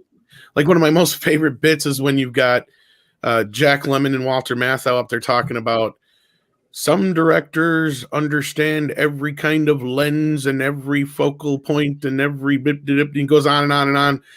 And then Jack Lemmon's like, some directors understand, you know, the human element. Some have no idea what it is, and you know, on and on and on. And he goes, some of those directors are here tonight. You know, like, it was a really, like, you know, rub them in the, like, that's the kind of shit you used to see, though. Like, it was just the guys that go out there and they'd poke fun at each other, you know, and they'd have fun with each other. And it was just a lot of fun. There was a fun element, especially Billy Crystal when he was there. You know, he would always bring this, like, ta-da kind of thing to it. And now that they've been trying to recapture that ever since. And it just gets more pathetic every year. And they become more virtuous every year, so they seem, or they want to seem. But yeah, it's and yeah, you would get the political speeches every once in a great while, but they were usually met with a lot of negative publicity. It was like it was frowned upon, exactly, you know, to do that. It kind of really dampened the party atmosphere, so to speak. Yeah, occasionally a streaker would show up, like Peg. You know? Was that David Nivens, I think, was on stage when that happened? Oh, gosh. And he's like, the only laugh that man will ever get is by showing the world his shortcomings. Poor David Niven, who was always upstaged. Isn't that? But he was. I mean, he was by the literally at that point, the world in 80 days. He was the star. By the end, it was Quentin Flass who played Passepartout. So he was completely upstaged there. A few years later, Pink Panther.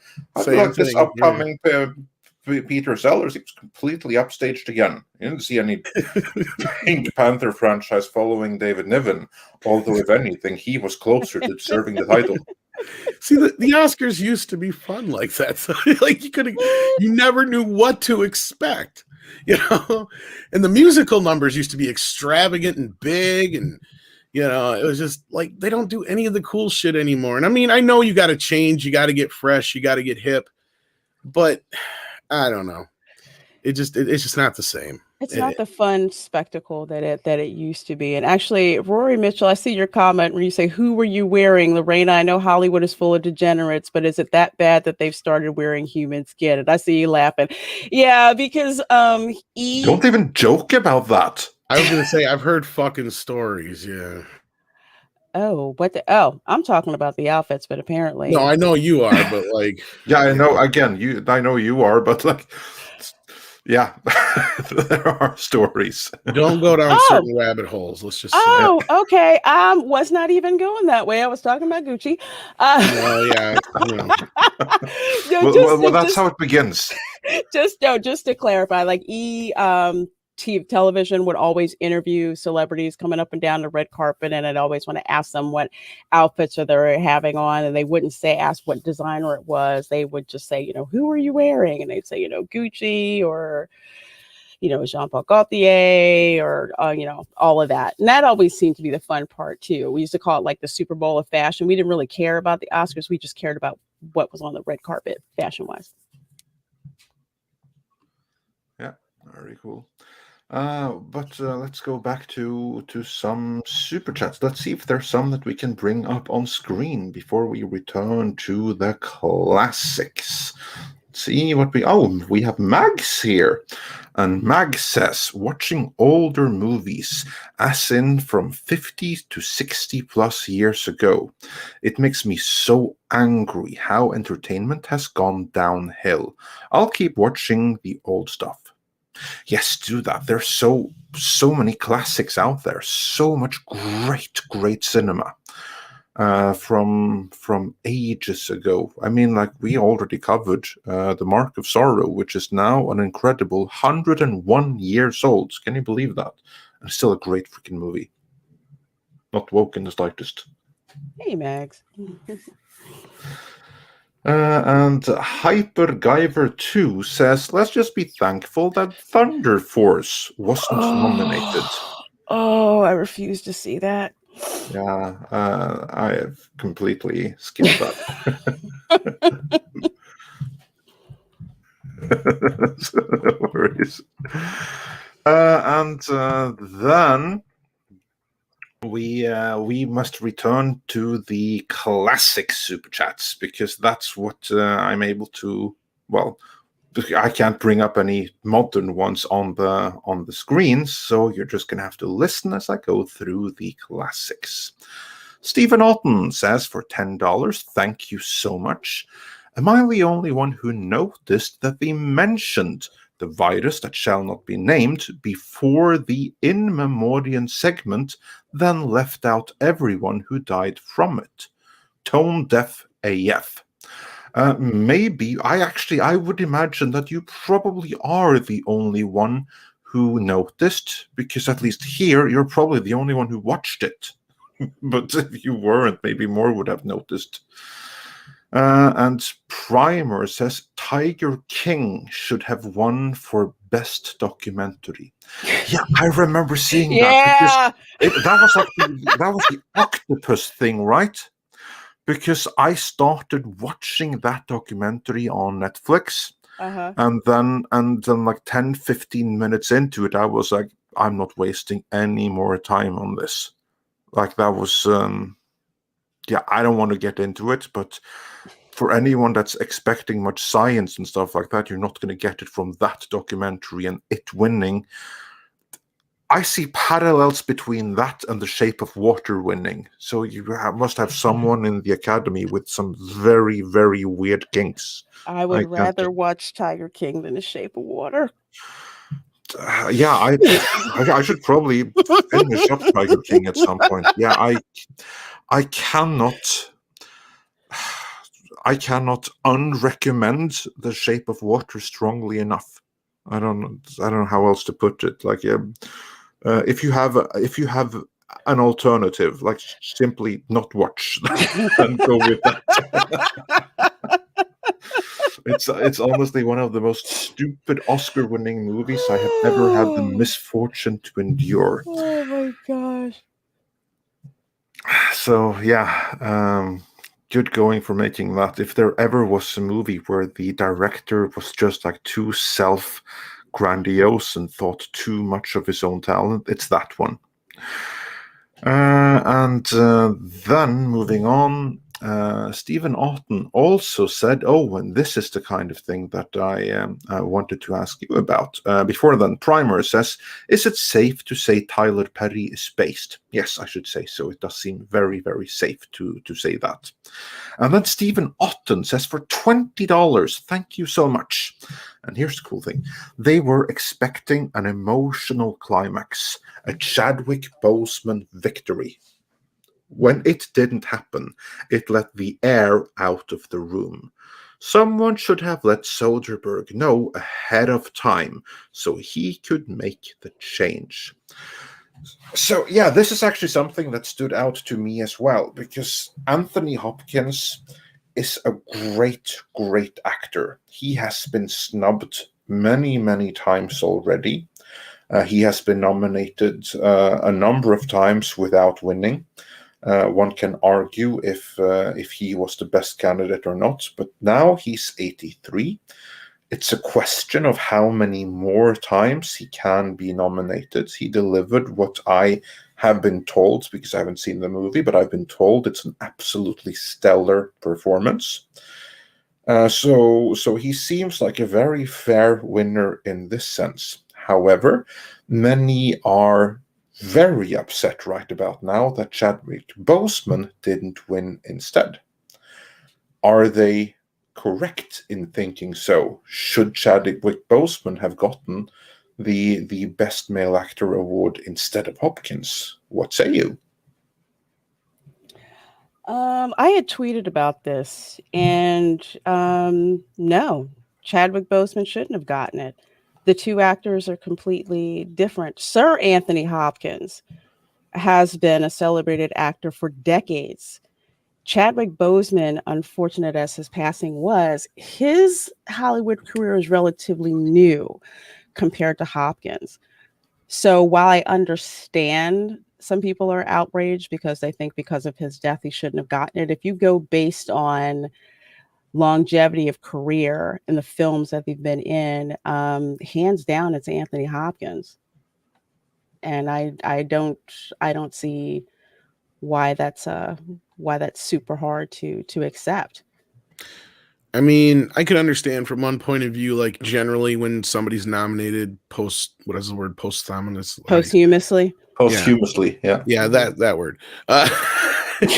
When that happens, generally they win. So I can understand a bit of shock from that perspective, but I haven't seen either performance to be able to rate them.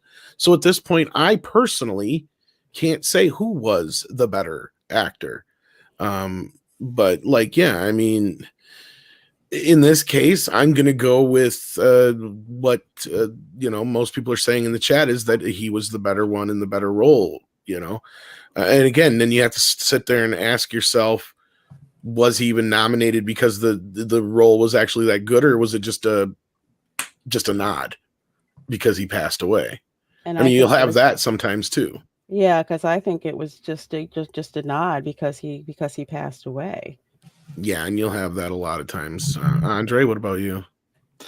I'm a little bit of two minds here.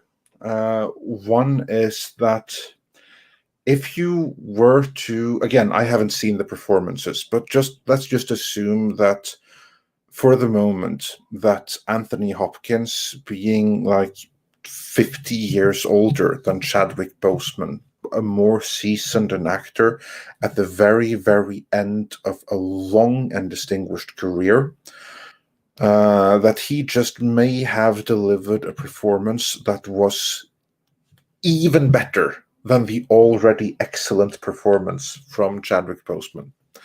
From that point of view, he should have won it.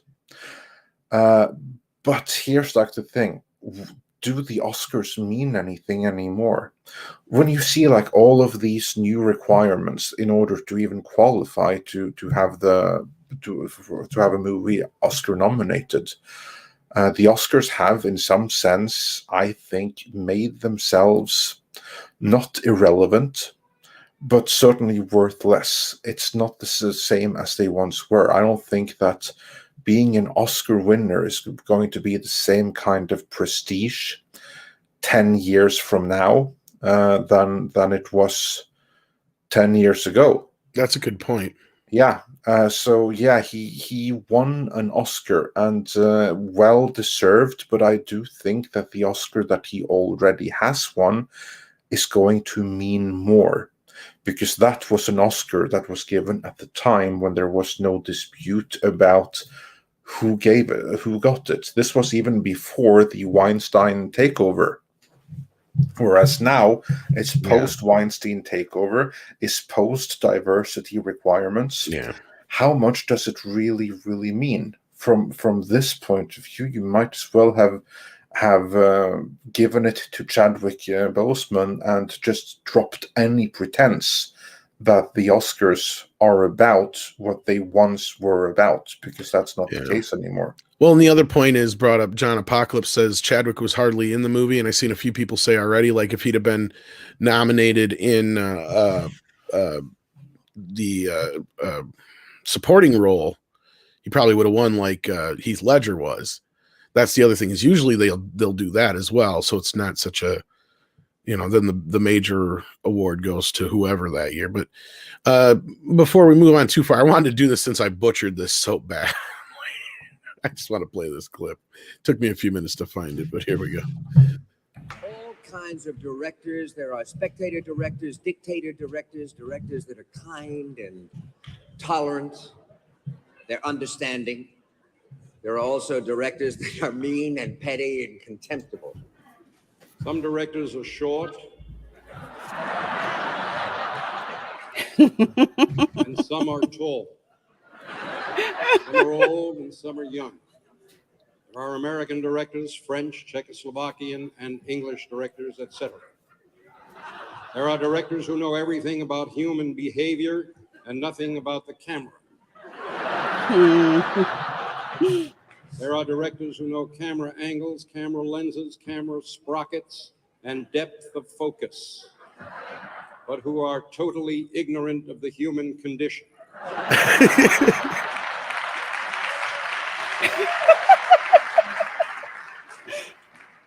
We have all of these directors with us tonight. See what I mean? That's what I'm talking about. That's what the Oscars used to be. Yeah, Instead of one big circle jerk, it was one big roast. And welcome, Hey, Paulie. Paulie. Yeah, it's nice when we could take the piss out of ourselves. A lot of Hollywood has gotten way too serious about themselves, way too sanctimonious. That being said, when an actor goes up there and just gives a speech about their profession and about being that sword and embodying their work, they shouldn't get shitted on. And that pisses me off, because it takes so much work just to do a small role, much less a leading role. You have to embody the words that are given to you. You have to stop and start, stop and start, stop and start.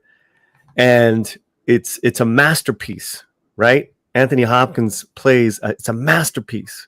It's a man who is losing his mind slowly but surely. And that's what The Father was all about.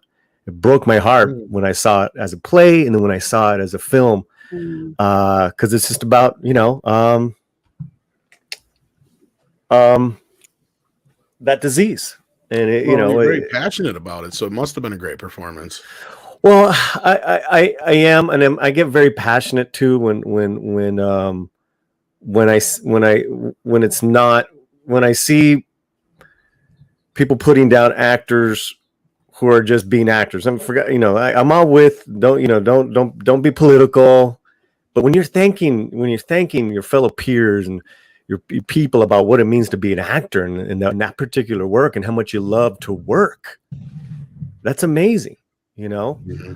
And Alfred Molina did the play version of The Father, and that was our only thing, is that God, Hopkins was amazing, but Molina was you see someone in person do it, you're just like, what?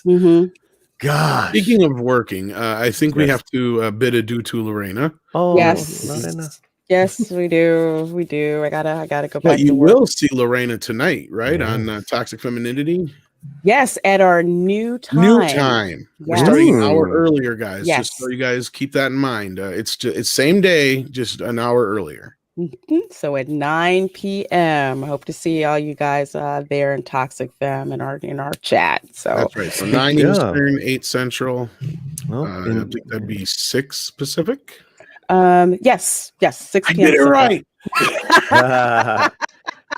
If I could say, in light of tonight and West Side Story trailer dropping I saw that. tonight, I'll see La Reina tonight. Oh man, oh gosh, I love that. I love that. One Now of I my watched favorite that plays. trailer, and I'm thinking, what was the point of remaking this? It looks just like the original. Well, right. I am cautiously excited about it now, though, where I didn't want to see it at all. It before. seemed pointless to me. I'm just. It does look amazing, though. The film work, the cinematography looks incredible. It looks good. Okay. I wish I'd see Rita Moreno, but you know what? I'm just gonna grab some popcorn and watch yeah, it. it is a teaser. I want to see the actual musical performances. That, but it looks like it's even shot with a lot of the same fucking I mean, there's a few new angles, but like the angle like up to like it's like he paid homage to the scaffolding, the fire. Then why even do it if you're gonna do that? He's a fan. He grew up with it, you know. Okay, guys, I'm gonna dip. We love you, Lorena. We'll talk to you later. Lorena, I love you. See you guys tonight. Love you guys. Take care. Bye, girl. The point is if you're gonna do a remake of a very well-known movie, you got to do it like True Grit. You know, where you try to do it exactly the opposite of what the other one was. You know what I mean? Like they should have. If Spielberg was doing it, he should have made it more realistic and gritty and more down to earth. Well, like I'm looking at this and I'm like, it's the same fucking movie. Like exactly. Well, like, it is and it's not, right? Because at least this time around, the Latinos are being played by Latinos. True. I'll give you that. That's a big thing. That's a big thing. Like now, and I love. Don't get me wrong. I loved Natalie Wood. I loved George Chakiris as Bernardo. You know, I grew up loving that film. I'm just like, okay, well, you know, it does not need to have been remade. I agree, but well, not just that. Okay, hear me. Let me. Okay, I'll preface it or not. Post it with this or put a pin in it with this. Why Spielberg? That's a waste of his fucking talent. There's 100 other people. If you're going to just remake the same, like, I mean, seriously, if you're not going to, I'm sure there's some Latino directors who also exactly my point. Really there is, and they went and did In the Heights, which I'm way more excited to see In the Heights, the film adaptation of that, you know, than this. I'm with you. I mean, In the Heights is was a great Broadway musical as well. Now it's adapted. Lin-Manuel Miranda, and we'll see how that goes. But yeah, why? That's one question. But it's been remade, and from what I saw, I liked. You guys are all good, Tom. Well, as long as you. As long as it's good, it can present the story to a whole new audience. It can showcase the talent of a whole new generation of actors. Perfect. So yeah. I mean, someone's saying woke side story. I mean, it's not set in modern day. Then I would have really been shitting it. It's set in the 50s, so it's let's see how it retains the original story. And Rita Moreno was an exec on it, and she approved of the script. So that's a really good thing as well. She actually. I'm not trying to say that. I'm just saying it's just. No, I hear you, bro. I hear you. I'm more on the side of, if you're going to do it, then do it true to the Latino roots, and let it be a full-fledged, production on that part. But no. Yeah, but does it need to be? Should have ever, it didn't need to be remade. No, exactly. Yeah, I agree. Bring something new to the table. Correct. And it's so weird because the way things are, in the same year, you're going to have two Latino musical films come out. Because this thing was supposed to come out last year. That's true. Yeah, so very strange. But moving on with super chats, because we got another topic to get to as well. Yes, we do. Okay. We do indeed. Midnight Sun says, hello, everyone. Writing to you from Toronto, Canada. where we are locked down like Escape from New York. What did you think of Escape from LA? I love Escape from LA. It's one of my favorite guilty pleasures of all time. Yeah, I'm a huge fan of it. It's awesome. I mean, it has Michelle Forbes in a great non-Star Trek role and everything. Yeah. Well, not just that. It's the effects don't hold up now, and there's some really cheesy moments in it. But I actually like. There's a lot of bits in LA that I really dig. Like, I get it. It's like almost like a complete remake of the original film. But there is some really good bits in it, especially some of the performances. And you got Pam Grier in there, for fuck's sake. I mean, just the cast in Escape from LA is amazing balls. I mean, you even got what's his face, Easy Rider. His name just escaped me. Dennis? Yeah. Dennis Hopper? No, not Dennis Hopper. The other guy. Henry Fonda? Peter Henry Fonda. Peter Fonda, yeah. Whichever Harry one. was the dad. The surfer guy. Yeah, Peter. Yeah. I mean, just the cast, and you got Steve Buscemi in there, and I mean, it's a lot of fun. The second one is. You can tell they were just having fun making it. Sweet opening theme and everything. No, I'm waiting for Escape from Earth. We all are. No, I mean seriously, like they were going to do a third film called Escape from Earth. I'm waiting for Machete in Outer Space. But Yeah, I think me they too. actually had a couple of different ideas for a third film, but that was one of them. But yeah, I got to re-see that one. I haven't seen Escape from LA in a minute. I just watched it, ironically, like 2 weeks ago or a week ago. Yeah. Because I got it real cheap in 4K on Vudu. Because I mean, I already have the Blu-rays, but I'm like, well, for 4K, why not? Exactly. Since it's not going to get a DVD release anytime soon or a Blu-ray release. Unfortunately. Not in 4K, But yeah. man. Space chick there. And moving on from there, Dash D's says for 25 Canadian dollars. Well, thank you so much. It's always bothered me when actors were put on the hero pedestal. Real heroes are soldiers, MLK, or Malala. The real people with strength to be more, which is why we watch movies or read comics in the first place. Yeah, that's some good points there. Yeah. Rob Peterslu says for 50 Mexican dollars. Thank you so much. I agree with Chris. I hate that anti-woke YouTubers only talk about how bad the popular things are, but they don't offer a new idea for their viewers. Well, some do, but yeah, I get where you're coming from. I'm really trying to avoid that. I really do.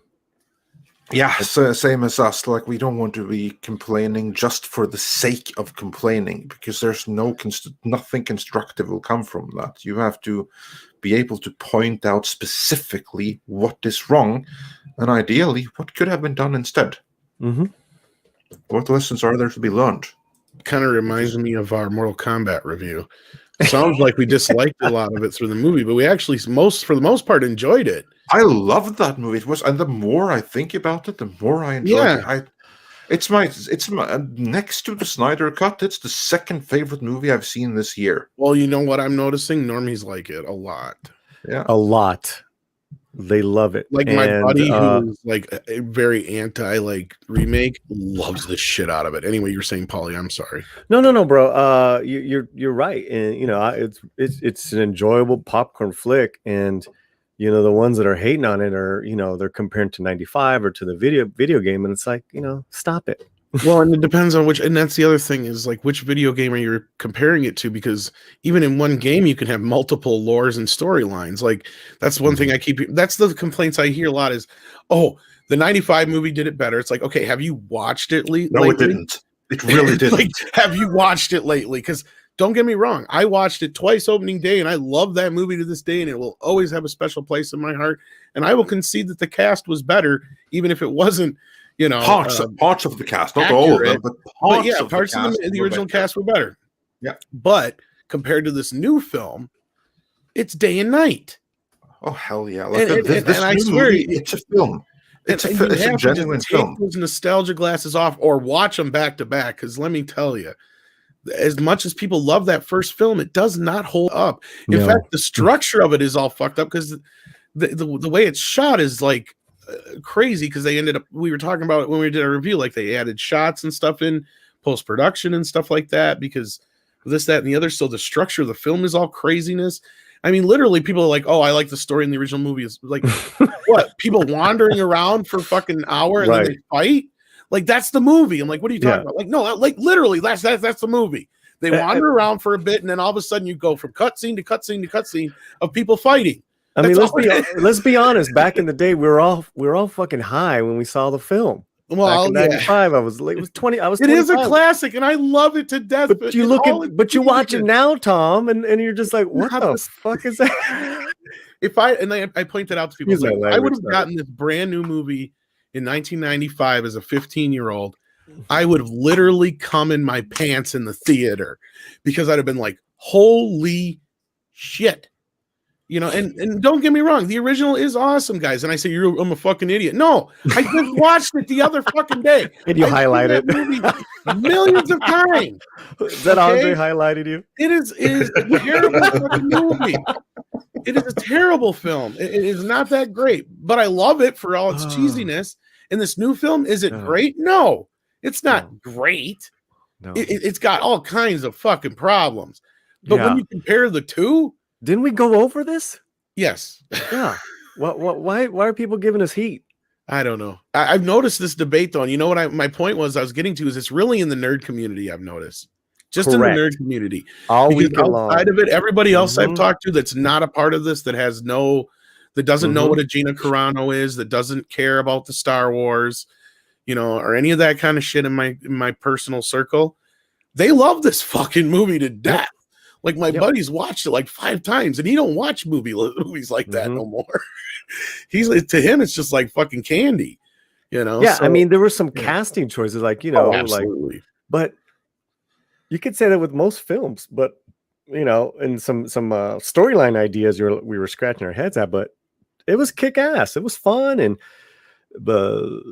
Sonya was great. Kana was great. We went over this, guys. What's wrong with you? No. Like I said, I got a review. We were like totally easy on it. Trust me. Anyway, you're saying just go back and watch it. And what we basically say is that it has many, many flaws, but it was so much fun. And Tom, you're right. If I had gotten that movie in the spring of 1996, which is when I saw it, because this never got a theatrical release in Norway.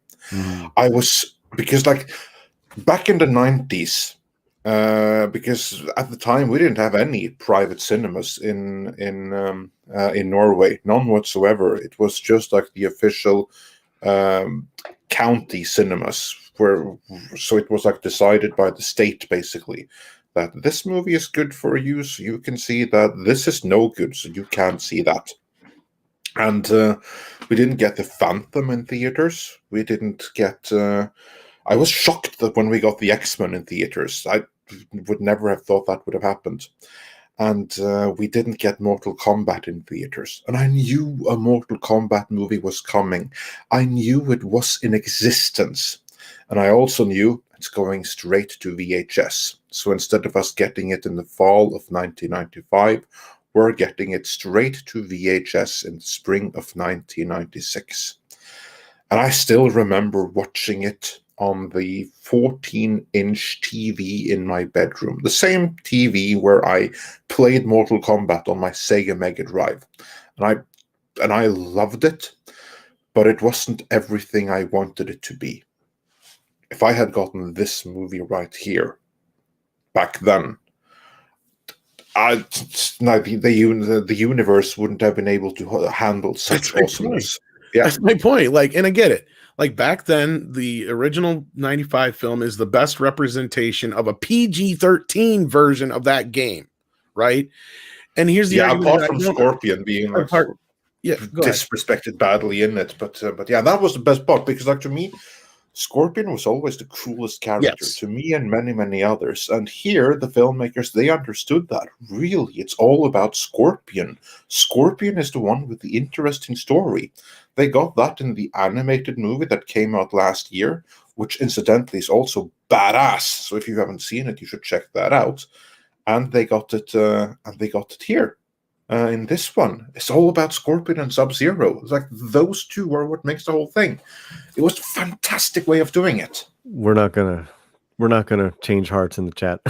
No, and I'm not trying to. And I don't. No, I know. I'm not changing anything. I'm just saying it was a badass movie. But I'm just talking about some of the arguments that I've seen that I think are just kind of like I'm scratching my head at, because I get nostalgia and I know how it is, but the other side of it is like the soundtrack people are bringing up. Fine, I'll concede on that one, because the soundtrack was a little lame compared to the original, but people just remember Techno Syndrome. Guess what, folks? Techno Syndrome is not on the fucking soundtrack.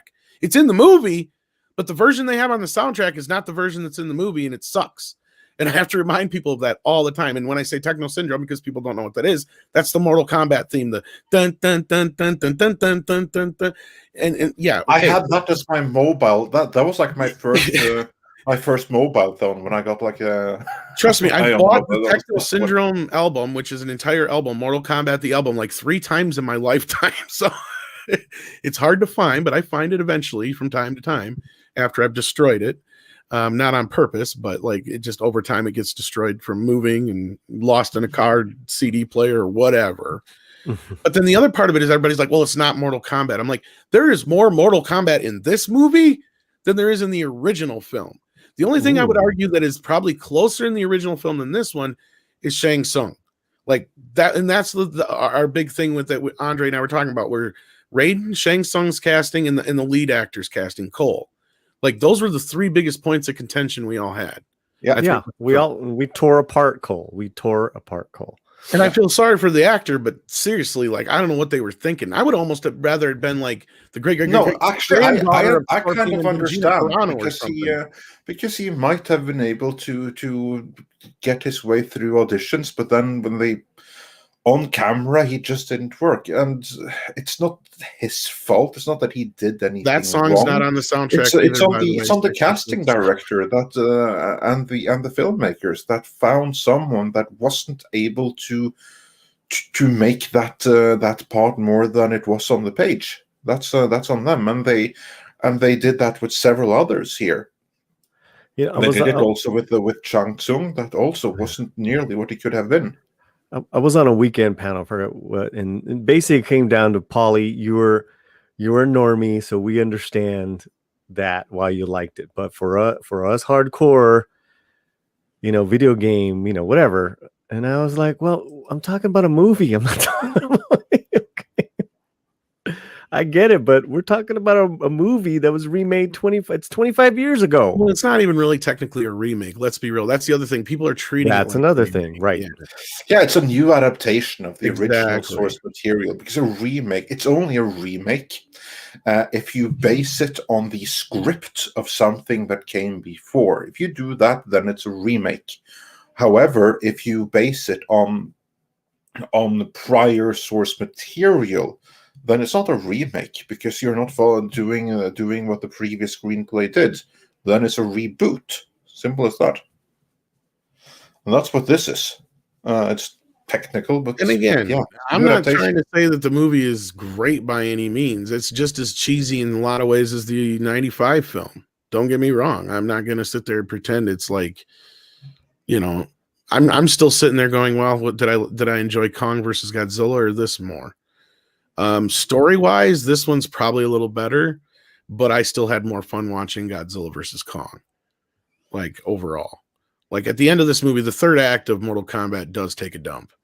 Like we've said that before. I'm not going to get into spoilers, but like, yeah, that's one point we did say, like it does. There's a bits there that there's great bits, but then there's bits where it just goes, you should have done this instead. And it would have made the film that much better. But the movie has flaws for sure. Oh, absolutely. But I'm looking forward to what they're going to give me next. That's the thing, is that a lot of people, I think I compared it to a backdoor pilot. Godzilla, man, it's a blast. Oh, yeah. We saw that again this weekend with another friend. and she's a huge Johnny Cage fan, so she's like, I'll see it anyways. It's like, yeah, you should see it because they're gonna bring him back. Yeah, he'll be there. That's what I was just absolutely. saying about it was like a backdoor pilot. Like there was one argument, and I heard, like there was no tournament in it, and I agree. You're right. There is no tournament in it. That So actually, to me, that actually was like a really, really cool way of making it stand out from the previous movie, because there you had the tournament. Here was like the whole thing. Oh, we're gonna cheat. We're gonna kill you all before the tournament. Yeah. Well, not just I that. didn't You're mind not that. blowing It was your actually wad cool right away doing either. it. But you're not blowing your wad right away either. That's the other thing I pointed out. I was like, yeah, I get it. Well, even the filmmakers said that they're trying to model the MCU thing, so they're like, Oh, we're gonna get a dozen of these things. I Right. heard they were claiming that it would cost 95 million. This fucker only cost 55. They're gonna make a bunch of these. right. And that was my other thing. is that- I so look forward to a good version of or Mortal Kombat Mythologies Sub-Zero. yeah, Because that was a shitty PlayStation game, but it can be a great freaking movie if you go that way. Because that was the beauty. Because like in between, like the rivalry between Scorpion and Sub-Zero before this movie, there's a story between the Lin Kuei and the Xia Ryu or whatever they're called. There's a movie right there. And how did Bi-Han go from Bi-Han to Scorpion? No, sorry, to Sub-Zero. There's a movie there. Well, and I just want to remind everybody of that. Like, take into consideration how little they spent on this movie. This movie is exactly what and I'm not saying you have to like it, but you should at least respect the fact that this is exactly what we've been bitching about Hollywood should be doing for a while. It's not woke. It didn't cost a shit ton of money. It wears its flaws in that sense. Now I'm looking forward to the sequel, maybe getting a little bit more money to work with. Don't get me wrong, but it managed to prove itself that for the most part, it does what it intended to do. And they're talking sequels already, so it's going to happen. that was the whole point. I'm super happy about it. Yeah, That was the whole point. And I read some it made article where 22 million, I think, for the weekend, which is not bad at all. It's second best pandemic opening, I believe. mm-hmm. Yeah, the filmmakers and all of them, they're purposely following the MCU model. They're gonna, have different movies. I wish they would have a Scorpion movie. That actor's great. Yeah, I think they will. I think I that hope so so. good. well, I that's mean- the thing is HBO Max, and that's the other thing is I'm sure that they're looking at, look, we can spin off all this other stuff on here. And that's where the fact that they're not spending all this extravagant money on this is going to pay off in the end. You know what would also be awesome? Of course, yeah, a Scorpion movie with that actor. How amazing would that be? But you know what would be super fun as well? A Black Dragon movie. Kano before he was Kano with that actor. Yeah, I love that guy. That guy was great. And I heard Demon Slayer did very well this weekend, getting great reviews as well. So, I mean, we've got some good entertainment out there for once. And Wolf points Yeah. out the actor for Sub-Zero said he sounds signed like a trilogy and a four-movie deal. solo movie. to me. Yes. Here we go. Is it wrong that I'm more excited for a Mortal Kombat cinematic universe than I am for the Marvel cinematic universe right now? Because that is the case. Now, YetiCast points out, because I just seen this come out as well. Now, is that actually connected with this film, YetiCast? I'm curious on that part. I mean, No, actually, I've seen it. That's a great movie too. That's the one I talked about. because Yeah, like but that, is that Legends? I don't recall. It came out last year. I don't Oh, it was remember if last it's year, called okay. Legends or not. No. This is. It's like Mortal Kombat something Scorpion. And that actually does tell the story of the first tournament. So it's an alternate take on the same story that we got here. More true to the games, perhaps. So it's also well worth checking out. Really recommend it. So that was pretty good too. no, and I mean, Yeah. again, go ahead, Paul. I'm in the unpopular crowd with liking Falcon and the Winter Soldier and the new Captain America announcements, but that's okay. So I'm a little excited for that. Oh, okay, that's fine. Like, there's no shame in being excited for it if you liked it, and cool. And yeah, it was called Mortal Kombat: Scorpion's Revenge. Oh, Yeah, yeah, that's that, it. yeah. Do check that out. It's awesome. It's so good, so good. Honestly, they could have done a movie following that story, and we would have been just as well off. But still, this also worked really well, I thought. So I'm very, very happy with that. But we have a couple of more super chats to go through now that we've done fawning over Mortal Kombat, which is well worth fawning over, of course. Just have to find out exactly where we were. Here we were. Eric K says, love you guys, but finally some beauty on the panel. So this must have been sent when Lorena was on. Tom, not that you're not beautiful, but she is beautiful inside and out.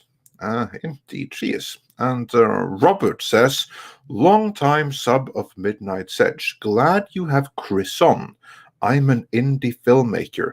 Didn't know about Film Threat. I'll now submit my film one step ahead. Oh, awesome. Good luck with that. So yeah, glad that we were able to bring that to your attention. And then Mr. Tickletrunk says for $5 Canadian, I'm paying money to plug Lorena's channel. Sunday night's Welcome to Florida was hilarious. Catch her Sundays there or on Toxic Femininity Monday nights. Indeed, check out Lorena's channel. It's a great, great channel. And of course, later on tonight on Toxic Femininity. Then Dash D's says for $20 Canadian, thank you so much.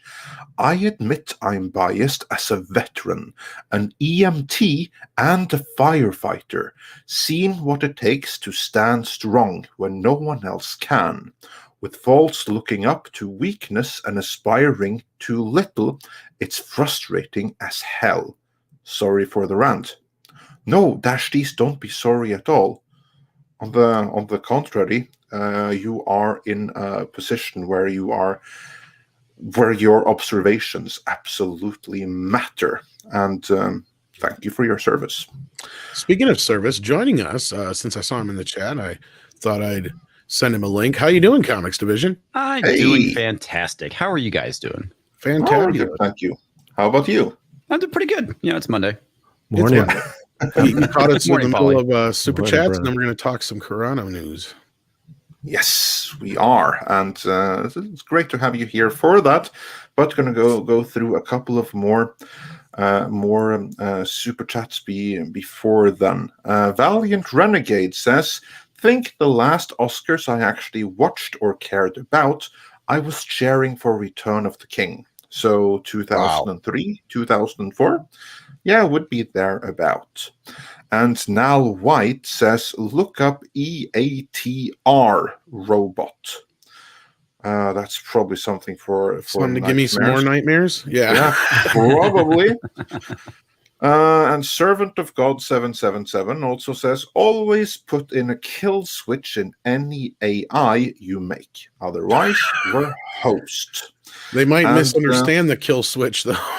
Yeah, exactly. I don't know. Did you hear that discussion earlier, Comics? No, I didn't. No, that'd be a good topic for one of your Thursday night shows, possibly. I stumbled across this AI thing where they were interviewing it, and the motherfucker's self-aware. Not only is he self-aware, he lies. On that note, Adam Wofford says for $10, there was a story where humanity wanted to know if God was real, so they created a computer with all the knowledge of the universe. Then we asked the AI. The AI said, there is now, and took over. And that is, that brings me my next point. I forgot to mention, he also knows that he'll be smarter than humans in like the next 10, 15 years or some shit like that. Well, I mean, that's kind of the problem with AI, right? Is that, I mean, even if it's not smarter than humans, it's already having a manipulative effect on us currently. Yeah, Yeah, big data. It's literally conjuring demons, and never. Yeah, it conjure demons. really is. And to me, as someone who works in tech, big data scares the ever living piss out of me because of its ability to be abused. And we're seeing it currently with like Google and YouTube and how they manipulate search results and things like that. That's all related to big data. But not only that, when it's used to actually predict the patterns of humans is where it gets pretty frightening, because governments and corporations can use this against us. And technically, they're already doing that to a lesser degree. Imagine if they're going full force with it. All I'm going to say is fuck all these people. I, for one, am ready to bow down to our digital overlords if it will save my life. I just want that on the I record. will die on my feet. I'm kidding. I was just going to joke. But hopefully I am joking. It's scary shit. Like, because I was thinking about bringing that for Thursday's show, because it just bounced that off of the whole story from last year or whatever, when the two AI machines started talking to each other and created their own language, so they had to shut them down. Yeah. I don't know if you heard about that one. No, I didn't. But yeah, I think the world that we're really kind of heading towards is Minority Report. But instead of like psychic people, we have psychic machines. Artificial insanity. That's right. Yeah, a mix between that and Dread, the 2012 version. I think that's a very, very realistic. The thought police. Take where we're going. No, yeah, that's defund the thought police. How about that? Oh, that's gonna be a thing. You can definitely do that with AI. They'll make an algorithm. It already thinks that onions are boobs, so why not? That's funny. Did you guys see that? Yeah, Facebook, the thing. Anyway. I can't say that I have. Yeah, there's an algorithm that's supposed to see like nudity and shit, and it keeps flagging like pictures of onions. Yeah, those like visual recognition things, they are severely flawed. Okay, yeah, fine. So it saw something naughty in onions. There are far worse things than that. Yeah, but it's going off of a shape, right? And that's the reason why they're flagging onions, because they don't know any better. Yeah, you got to train the algorithm. YouTube has better. a similar thing, because I remember when people were doing their Wonder Woman reviews, a lot of people were getting their thumbnails flagged because they were using that one image of Wonder Woman laying on the floor, like, after she got hit and she got a little blood on her face or whatever it was. And so they were, and you can't tell that she's wearing anything, especially if you crop it off at the chest. So I guess the AI for YouTube was flagging it. I think even Az was bitching about it. It was being flagged for nudity or some shit. Actually, all our James Bond thumbnails have been flagged for that. Not just that, or probably guns. I noticed guns get that was one of my first ones I ever had a problem with, the demonetization thing when it very first became a thing. I believe that's the only reason they wouldn't drop that one, is because we had the gun on the thumbnail. That's interesting. Which is, I'm curious how that works with gun tubers, but I see pictures. There was no chicks. It was just a gun. It was like, I can't even remember what it was, but it was some guy. I was either Rambo or something like. I can't even remember what it was now, but yeah. Yeah, that's weird. Yeah, thanks YouTube. Yeah, and of course they won't tell you exactly what it is, but yeah. No, of course they got to keep it vague. That's why. Exactly. That or Rambo is showing too much titty. Too much toxic masculinity. So my nipples, it keeps happening. But we have a few more super chats before we get into the next main topic, and that one's a real doozy. As a tease, just to bring up a super chat while I have it here, Rocky Desert Flower says Gina Carano lost both her acting job and her talent agency. Being on Bear Grylls doesn't uncancel her. Oh, that's a good point. Matt Giles says, for $20, do you think Gina will be back in The Mandalorian once KK is out the door? Or will her minions remain in her absence doing her bidding and causing issues? Hoping Pablo leaves to be her pegging partner. Actually, let's get into this right now, since we had two super chats leading us on. Before we do that, I'm going to just say, to finish off the Oscar talk, Yeti Cash just sent me the ratings for last night. They had a 58.3% drop from last year. Wow. That's not too bad. Not Not surprised. too bad. They were already in the tank. I mean, they haven't had ratings in Least years. watched Let's show be in honest. history. And, Yeah. you know, I wasn't able to put in my 2 cents on the Oscars, if I can, for a minute. Oh yeah, go for it. It's too bad. Yeah, it's just too bad that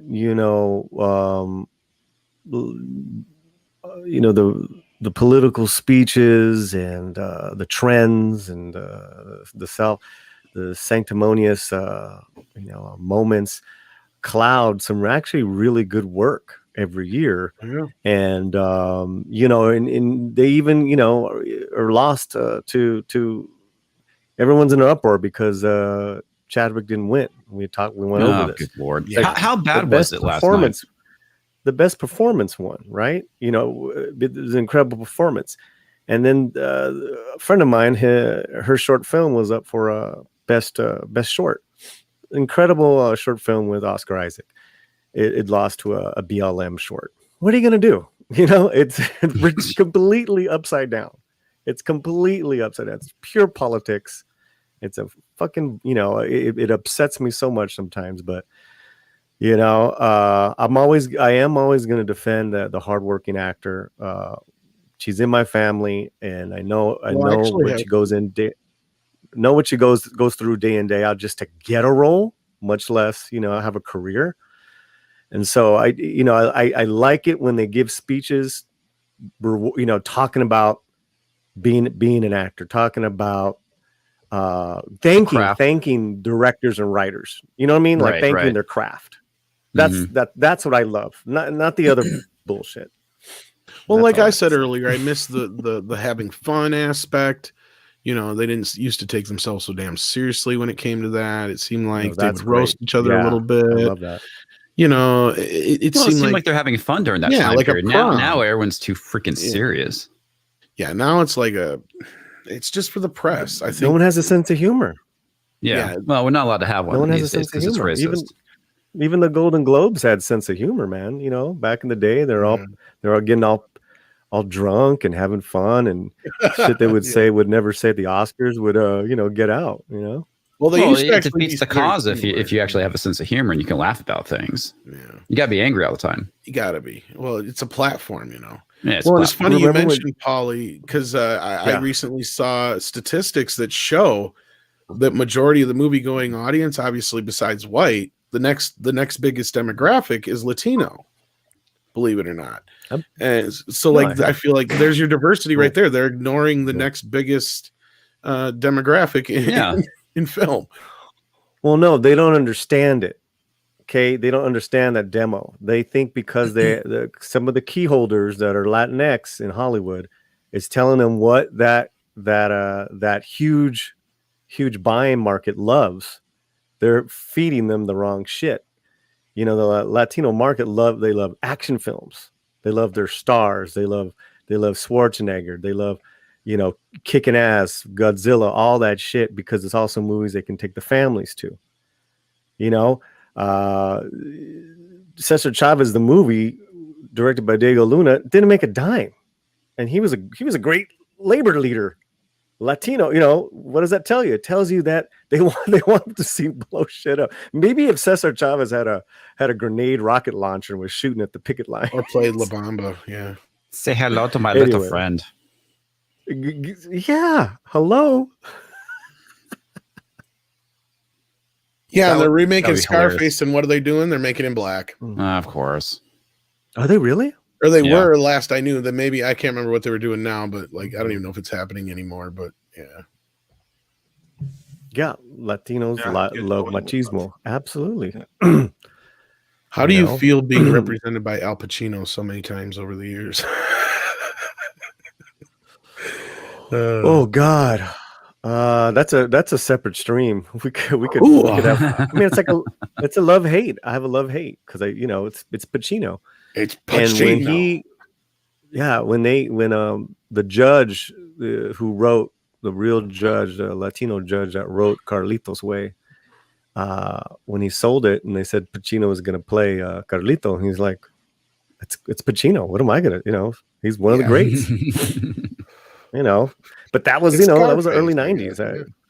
Yeah, it was. Yeah. I saw that movie in the theater. Which one? Carlito's Way. I would say you're Oh, probably way yeah, too young to yeah, have yeah. seen Scarface in the theater. Yeah. No, I was way too young to see If that in the not, theater. your parents would be very bad God, parents. I'm old. Yeah, I saw. Yeah, but and Carlitos Way had John Leguizamo, who we love and roast all the time. Tom. Scarface, because like my parents were pretty lenient on the R-rated movies when I was a kid. Scarface was one of those that I really couldn't wait to see because that was one of them they wouldn't even let me watch as a kid. like Well, there's no, that chainsaw scene. well, That's so the main brutal, thing. man. Between that and just all the cocaine and everything else, yeah. You killed my best friend, Angel Fernandez. Give his life for this yayo. So I gotta ask, how bad was the Oscars last night? I didn't watch it. I didn't watch it. No, but from everything we've been told, pretty effing bad. Basically, the best speech was given by Tyler Perry, from what we hear. Yeah, he actually had a genuinely good speak, saying no one should hate anyone and don't be manipulated by big tech, and Wow, don't that's an believe awesome in the speech. narrative. So yeah, that was Even I'm stuck pretty up for impressed. cops. Yeah, I was impressed by his speech. So that was pretty cool. I have to Was say. it better than Falcon's speech at the end of Falcon and Captain America? Oh, nothing is better than that. You had to go there. I did. Mainly I don't because know, I've I not heard you watched say you that liked either. it, Polly. Are we gonna divert? I love that television series. I absolutely loved it. I absolutely It is hated it at the same time. Absolutely terrible, my friend. That's The okay. characters end where they began. Nothing changes. You could actually literally skip that series and go straight from Endgame to Cap 4, and nothing impacts it. You see, that's Completely my big issue because to completely me disagree. it's Completely Star disagree. Trek Into Darkness. Sam all got to over come again. home as a vet. That's a huge deal. He got to, because he never went home, right? After his 2 tours, he met Captain America, and he's like, "I'm a soldier. I'm going with you." He had to grapple with losing his friend in this and accepting it, which he could never accept. He didn't feel worthy. At the end, he was worried. Forget all. I'm with you, comics, on all the political horrible speeches. I'm not even seriously. take those out. Those out are in comics.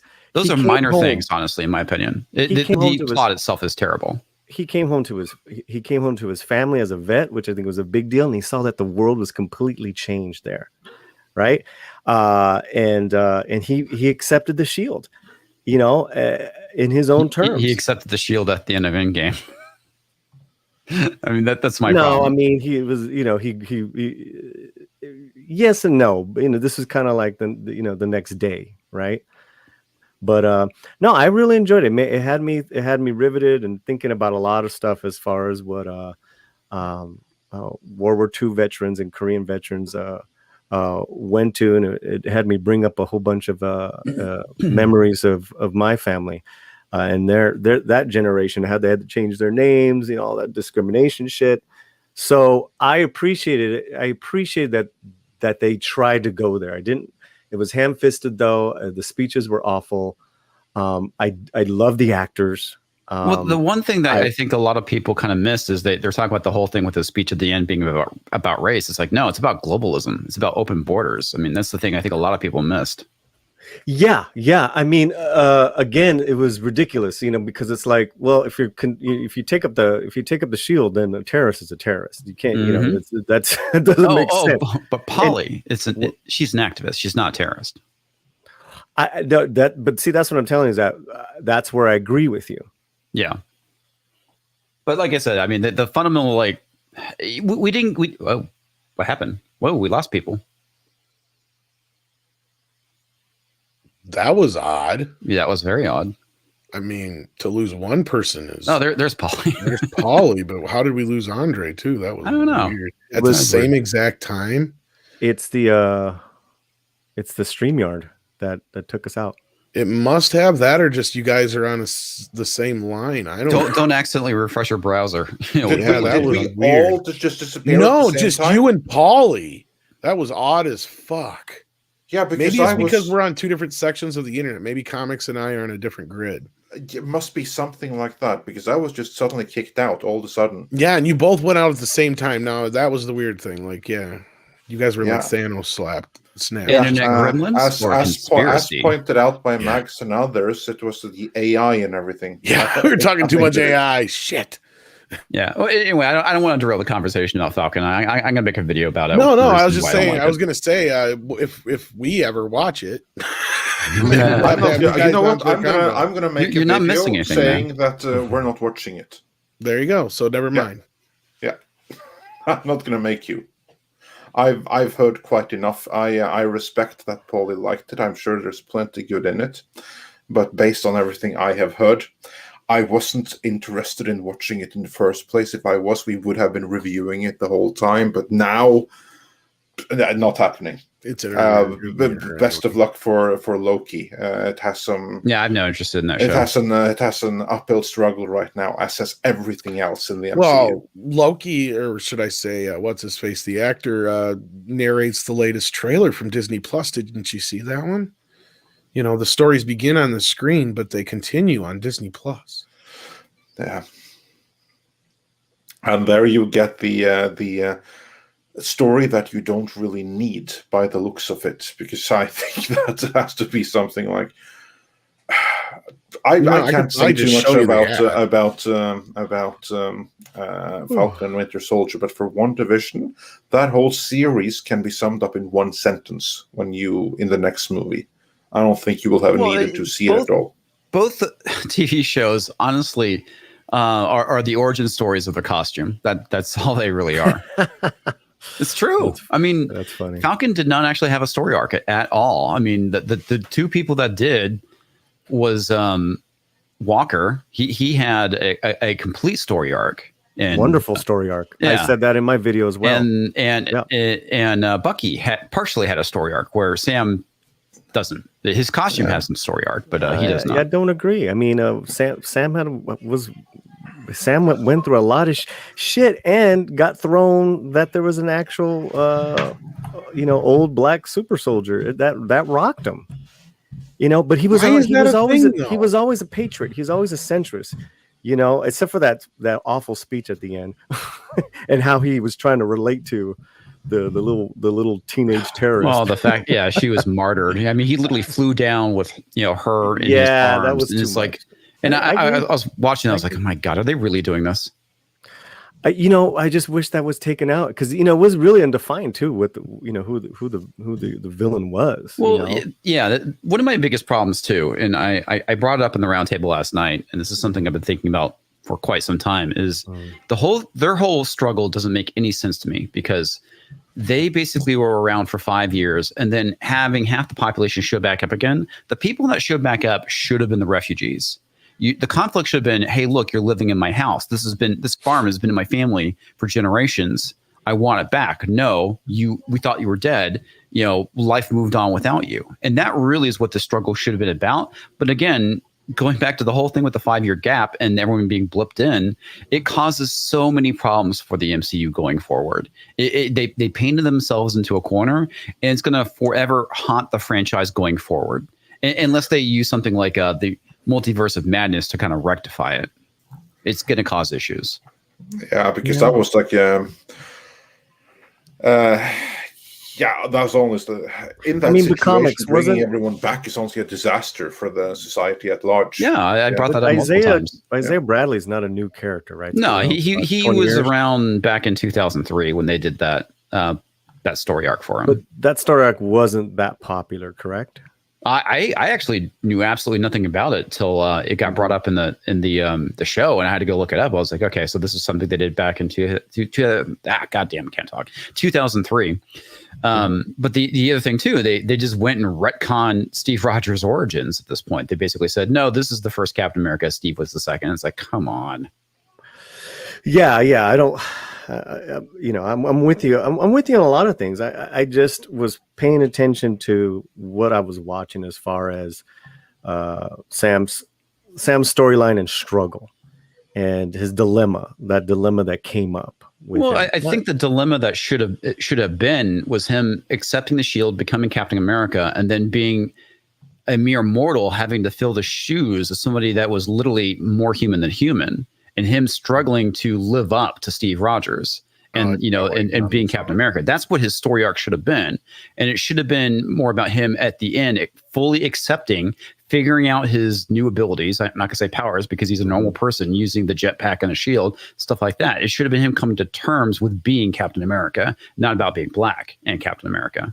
I half agree with you. I mean, I agree with you. But I think the fact that they tried to go there, I appreciated it, even though they failed with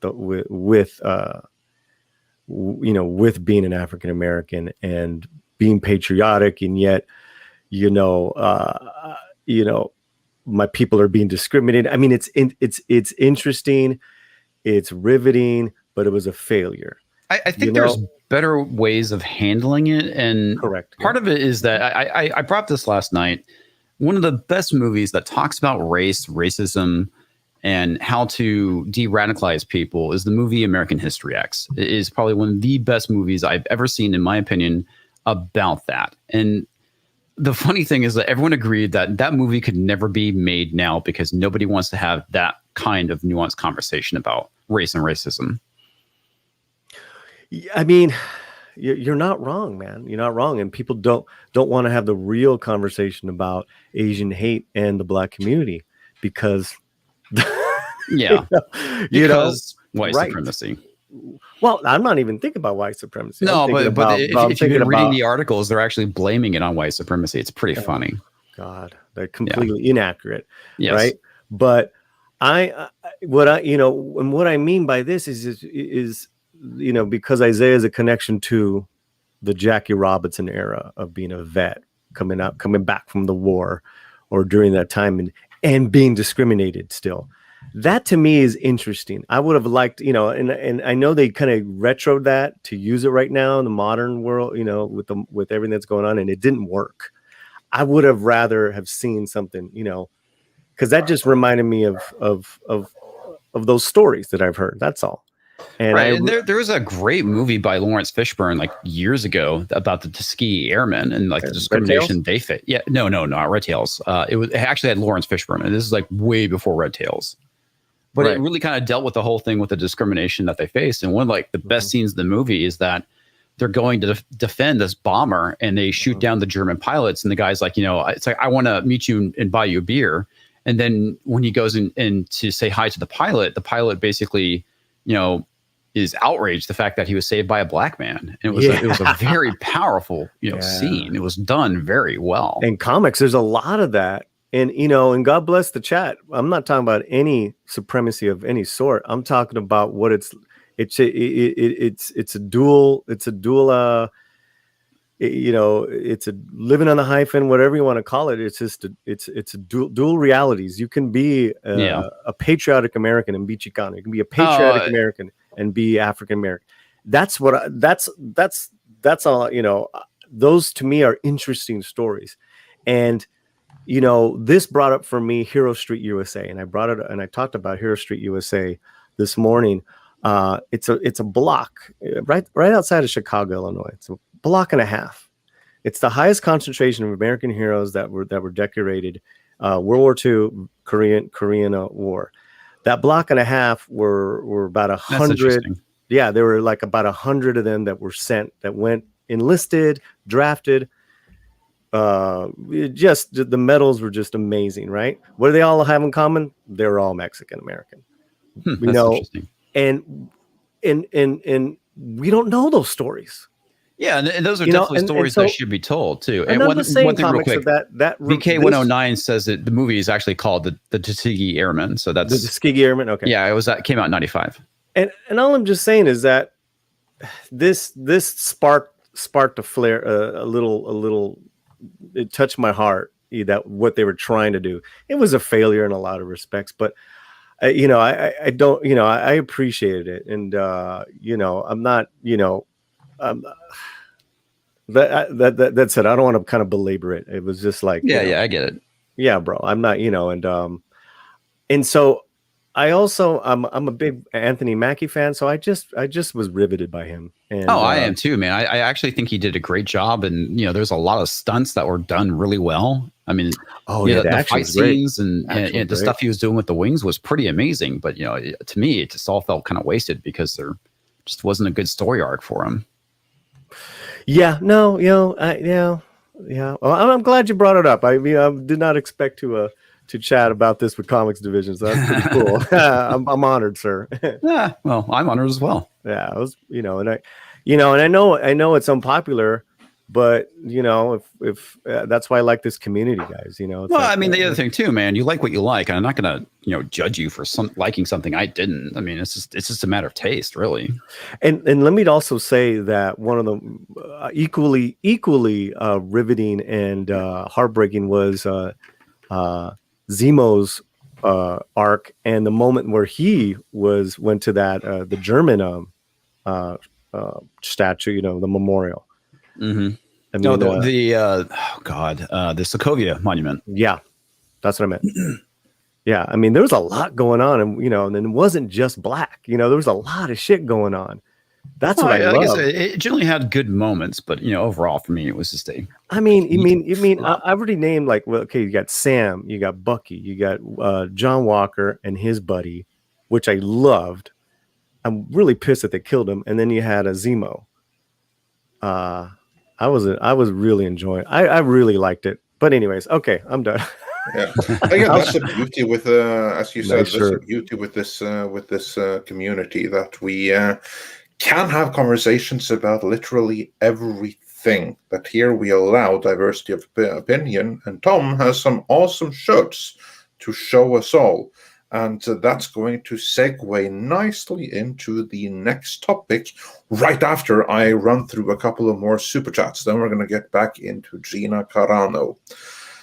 Before then, Adam Wolfwood says, a few years ago, Microsoft made an AI, and it right off started to troll SJWs with racist tweets. So Microsoft had to shut it down. Oh, yeah, I remember that. That was fun. I did too. And Mags says, Oscars?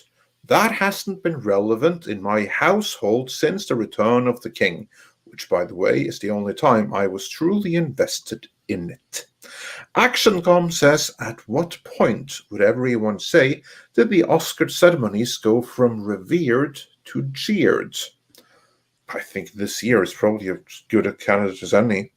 And Pablo Papano says, Saving Private Ryan was hugely snubbed. Guillermo del Toro is one of the most overrated filmmakers. Well, yes and no. He has some incredible movies. He really does. But sometimes he can believe his own hype a little bit. Yeah, he's overly ambitious, I guess is the best way to put it. Well, that doesn't have to be a good thing, but sometimes he's has a little bit too much faith in his own ideas, such as with like that stupid Shape of Water thing. But like, for instance, Pan's Labyrinth, El Labirinto del Fauno. If you haven't seen it, go watch that movie. It's one of the best movies ever made. Takes place during the Spanish Civil War. Fantastic movie. Can't recommend it highly enough. It's one of my favorite movies of all time. On that note, Stephen Otten says, thank you, Andre. The Shape of Water was just a Del Toro greatest hits album. Pan's Labyrinth was much better. That was actually really good timing with that super chat. I thought it was Hellboy with nobody but what's-his-face, the fish guy, Abe Sapien. Yeah, that's what it looked like to me. Yeah. But anyway, like the go-to Del Toro movie for as far as I'm concerned, the ones that everyone should see are Kronos and El Labirinto del Fauno. It's such a great movie. I can't believe it's getting that it's not getting more attention than it does, because to me that's the best movie he ever made. Better than any Hellboy movie. ActionCom wonders, did they do an in memoriam? Was it respectful? I didn't. I have no clue. Did anyone here watch it? No, I generally do at least check that out. I should. Okay, well then we plead ignorance. Moving on. Hypergiver 2 said, let's just be thankful that Thunder Force wasn't nominated. Yeah, we got that one. And BK109 says, guys, Variety has the ratings for last night. Check them out. So we all have a good and hearty chuckle. Yeah, we mentioned that. Tom, would you like to repeat the ratings? I have the exact numbers in front of me again right now. Hang on. It was a massive bump, basically. Yeah, YetiCast sent me the thing here. Ratings dropped by 58.3%, which is a 13.75 million viewer drop off from last year. This smashes the previous record-setting year for the least watched show in Oscar history. It sank even lower in its key demographic, losing 64.2% of the Oscars. Yeah, overall. And I was actually disappointed it didn't lose even more than that. Yeah, but hey, that's me. Action I think it was a Comics 1.9, I think was its actual rating. Yeah, that's not great. Action Or Comics 1.5 for $10. Would it be a more exclusive club to not be nominated by the Oscars? If you do good work that will stand the test of time, who needs the self-appointed end-all be-all for taste?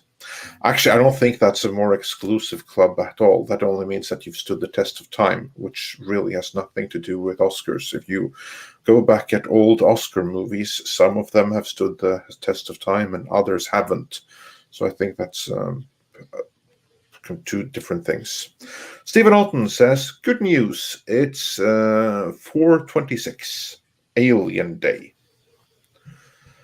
And Master Clockwork says, know what's fun? Oscar winners who also have Razzies. Oh, yeah, that's a good one. Wait a second. Have there been Razzies this year? I mean, if there's been Oscars, you would have think that they usually do the Razzies the morning of, yeah. Yeah. I have no idea. I'll have to look here. I was watching the In Memoriam, which looks all right, but the music sucks. We haven't heard. The which one? Memoriam? I'm watching In Memoriam right now. Yeah, from the Oscars, like the tributes to they missed a couple people that we they always do since last year, and that they remembered, which isn't everyone. Okay, then let's see if there was Razzies this year. Yeah. In the meantime, Camillo Villegas says for $10, we were playing dominoes yesterday. My cousin said, I think the Oscars are on right now. This is the first time ever that literally no one cared. Yeah. And John Apocalypse says that Chadwick was barely in the Five Bloods. So yeah, then he certainly shouldn't be getting like the same thing as Hopkins, who was the actual lead. Archangel G says the Oscars haven't been relevant to the general public for a long time. It's the elites jacking other elites. It's an inside the industry award. Even the Razzies have gotten political. Yeah, this year's winners included serious. Oh my god. The pro-Donald Trump film Absolute Proof, directed by MyPillow CEO Mike Lindell, which presented false evidence that the 2020 presidential election was stolen from Trump. That was the best picture winner. Absolutely. Oh my god. Okay, yeah, fine. Worst actor was Mike Lindell. Worst actress was Kate Hudson from music. Where supporting actor was Maddie Ziegler from music. Boy, they're really tough on music. I mean, I heard it was in short, Rudy Giuliani for Borat. Rudy Giuliani was also won worst screen combo. Worst director was Sia for music. Worst screenplay was 365 Days. Worst remake or ripoff was Doolittle. And that's about it. Okay, so basically the Razzies also are deranged. Yeah. Okay, yeah, fantastic. Okay, then it's time to ignore the Razzies as well then. So we lost both the Oscars and the Razzies. Good going, Hollywood. Take everything away. But on that note, let's get into some Gina Carano talk. Absolutely. Because on that note, we got a super chat from Matt Giles bringing us in there, who says for £15, why do you think Gina Carano hasn't sued anyone for slander during and after her cancellation? Not only KK, but that senator on Bill Maher. Also, Paulie, is that a real R2-D2 behind you? He's got this 3D wall thing. Yeah. Yeah, it sure is. Yeah. It's And his head is coming out of the wall. Yeah. I got a Yoda one like that. Yeah. And before we move on, I also have to point out this one. The Last Millennial says for $9.99. Thank you so much.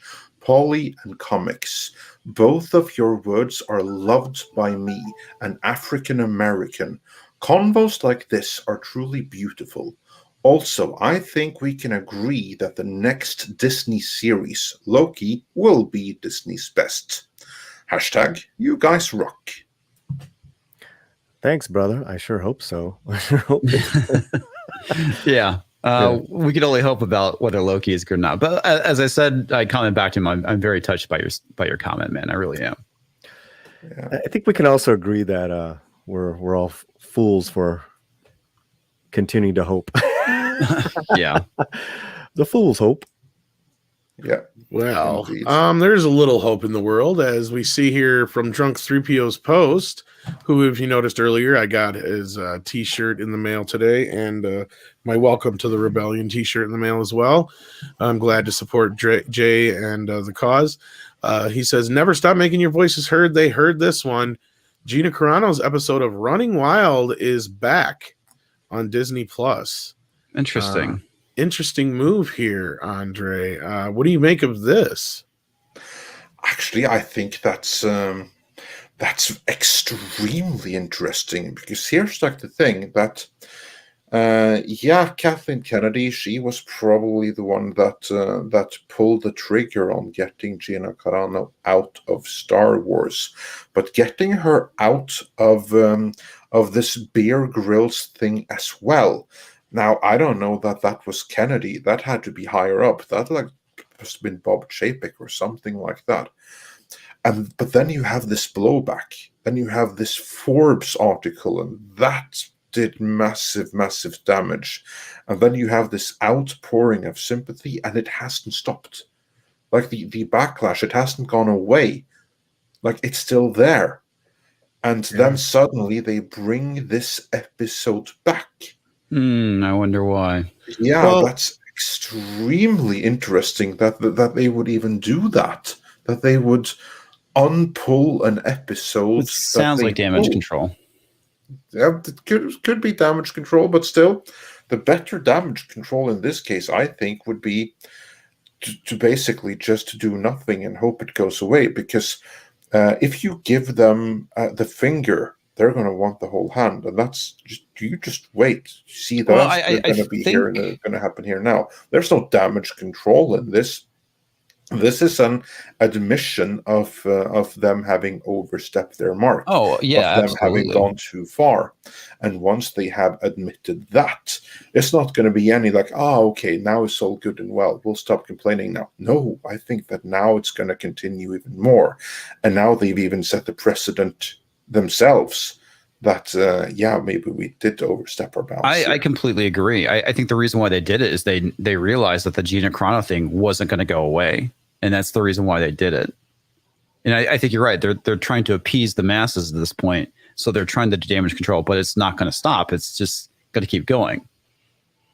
Yeah. Even if they uncancel her, I don't care about Disney anymore. I mean, it's like you made your bed, man. Now you got to lay in it. That's a good point. And I definitely want to get your overall feeling pretty much more so on this comics, as we're going to lose you here in a few minutes. But the interesting part of this is, did they put this back on because of what you guys are saying, or is it more so what that super chat was referring to, is somebody in legal realized, oh shit, we're going too far with some of this stuff, and she could come after us. Because notice all of a sudden, even though the toys are not necessarily back on, pre-orders still haven't been canceled on certain ones, and I think that the was it a Sideshow or a Hot Toys Cara Dune doll is still supposedly coming. So I mean, there's a few things that we thought weren't coming are still coming. So I wonder if somebody in legal said, you guys can't do this, because if you stop her residuals, she could come after us financially. Do you guys think that might be something to that? Possibly. Comics, I want to get your take on it first, since we don't have you for very long. It's a good possibility. I don't know how all that works, but I mean, I wouldn't put it past them that there was actually something illegal that they had to deal with. So they went and released it. I mean, that would make sense. But at the same time, it's going to work against them in the long run, I think. Right. And to address a Xeno bit here, I don't think we lost any super chats. Were you in the middle of reading one, Andre? When No, we have plenty of super chats. We still have some more to go, so we'll definitely get to those. We jumped a few. We haven't taken everything in order, so we'll get through every single super chat in the end. We just haven't gotten through every single one yet. But anyway, guys, I need to bounce. I have a take meeting care, I have to talk to. Yeah, thanks for joining us. Yes, thank you. It's like that, huh? Comics Division channel. Thanks for the invite, guys. It was awesome being on and being able to spew my nonsense. Love the talk, bro.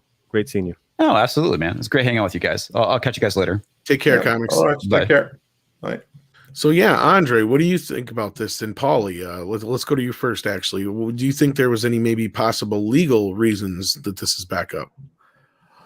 I mean, she's a union actor. You can't screw with someone's work like that. You know, I mean, even the way that they quote unquote fired her, they technically never fired her. You know, she didn't really have a contract. Yeah, it was done. If they'd done that where they just fired her, there would have been so much noise you would have heard just because of, you know, an abrupt fire like that. But she's a union actor, so you can't mess with her royalties. You can't mess with anything that has to do with that. And I'm sure that show was a union show, whether it was after or SAG. SAG after is the same thing. I guarantee you, not anything that Disney probably does is union. Probably, I'd imagine. And you would probably know better, Paulie. But yeah. No, yeah. I mean, you can't. She's a union actor. Meaning that she's been doing films and TV shows for what, a decade now, with different. Yeah, you don't do those without being in the union, and it isn't. Disney has no power over that. So if they used her like they used Pedro Pascal, I mean, those are all union actors. You. So what that just means in is the union for now. Let's just say. But I mean, nothing else has changed that we know of. But yeah, she hasn't been kicked out of the SAG. That's what I'm saying. Not yet. Such a big stir. Yeah, you kidding me? SAG trying. They probably considered it, but I don't think they will. It's not legal. There's no legal precedence. You know, so doesn't matter. We're not in a world where legal fucking matters right now. Is my point earlier, Paulie. But that's where I was like, okay, because that's what I was saying. Like they were babies and they pulled this shit to begin with, and maybe that's the lesson they learned. Is like that's what I said was, and that's why I brought up the point in the question. And I'm glad you brought up SAG because that's kind of where I was coming from. Was right. Legally they can't technically do some of the shit they've been doing, and that's what that super chat. I'm glad they brought up because they're right. And I didn't expect that to steer most of this conversation, but it's the biggest point. Let's be real. And that's where I brought it before was like, there's some of her toys and other things that still have not been taken down.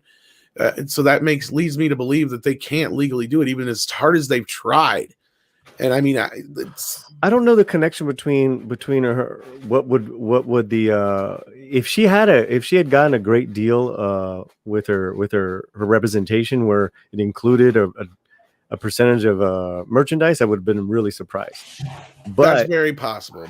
But anything that she's likeness is on it, though. That's the thing. Anything that she's, but she probably signed her face away. That's what I'm saying. For very well could be. But something like a TV show, the producers probably. I don't know who was it. The network that pulled it originally. We're talking about that.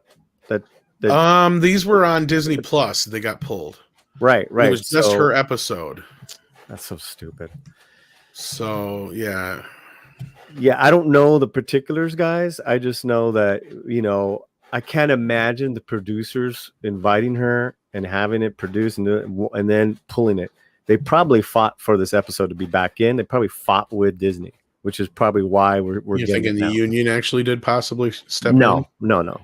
Okay. The union, no. I'm thinking that the producers, whoever stood by that show to get her on to begin with, they probably had to sit down with Disney. Gotcha.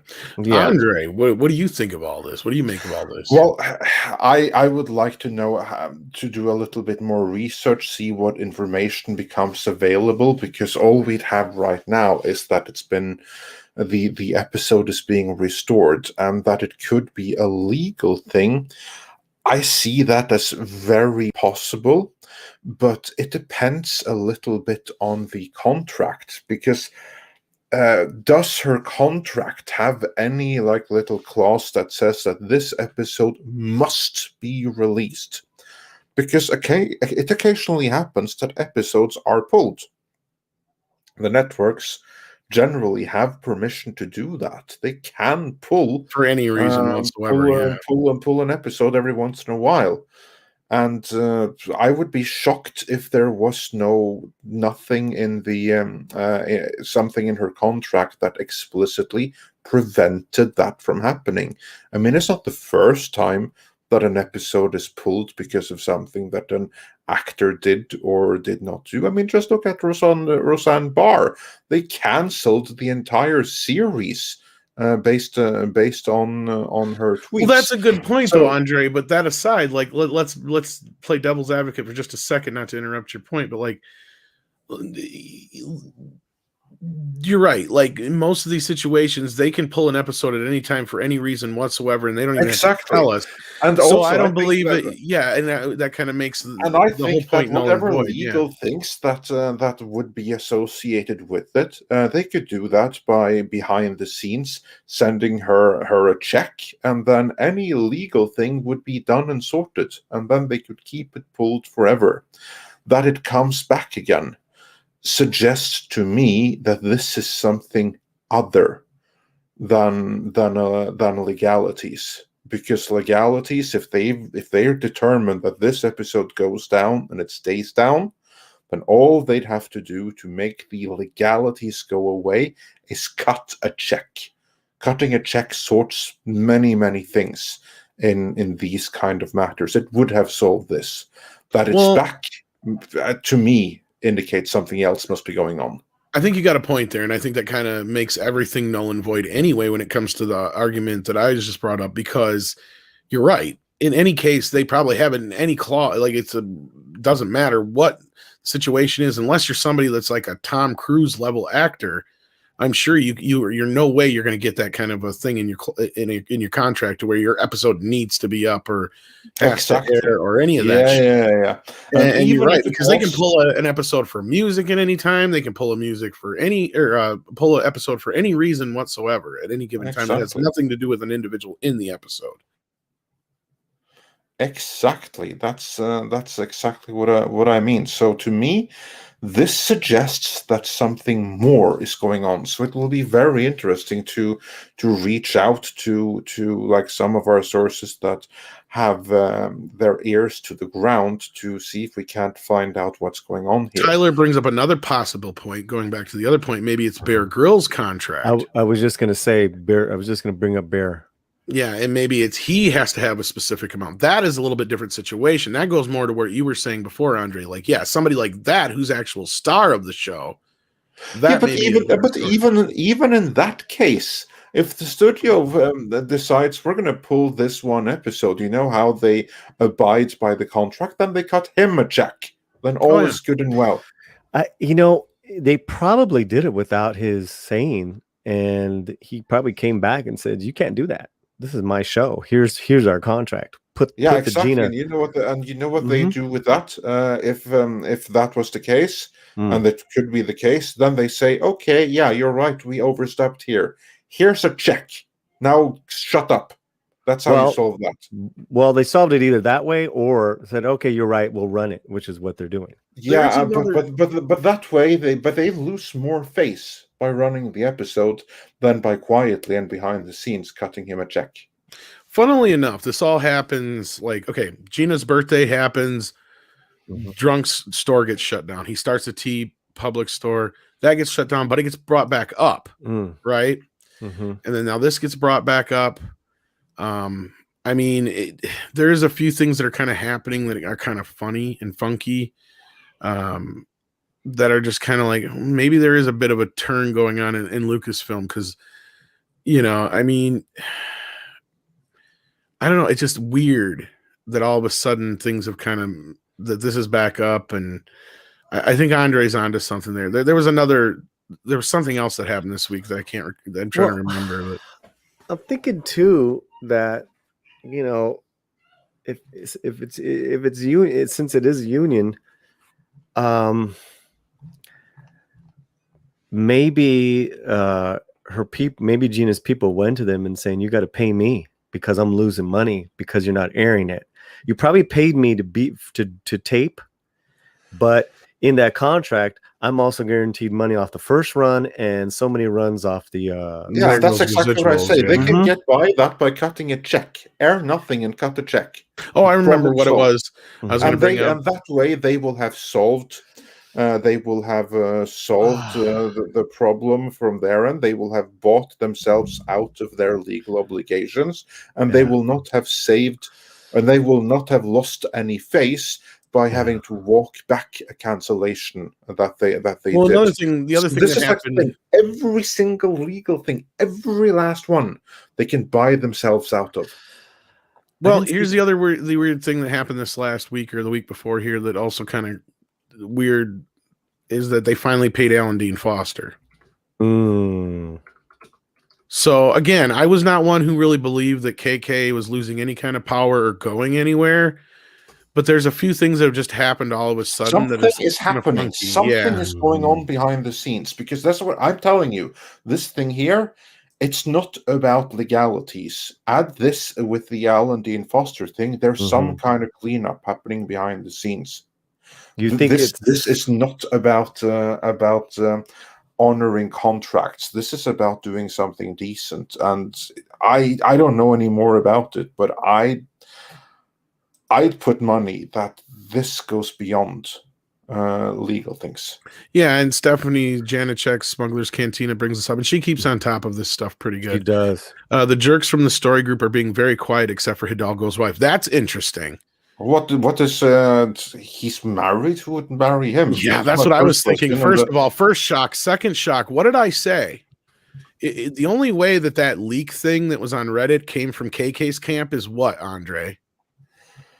That this is something that's being set up to try to steer the narrative. They're setting up the narrative. Yeah, setting him up for the fall. Yeah, because he's the main. I'll be honest here, guys. I mean, I don't like Kathleen Kennedy as much as the next person, but I just think she's clueless. I think she has a wife. Question mark. Yeah.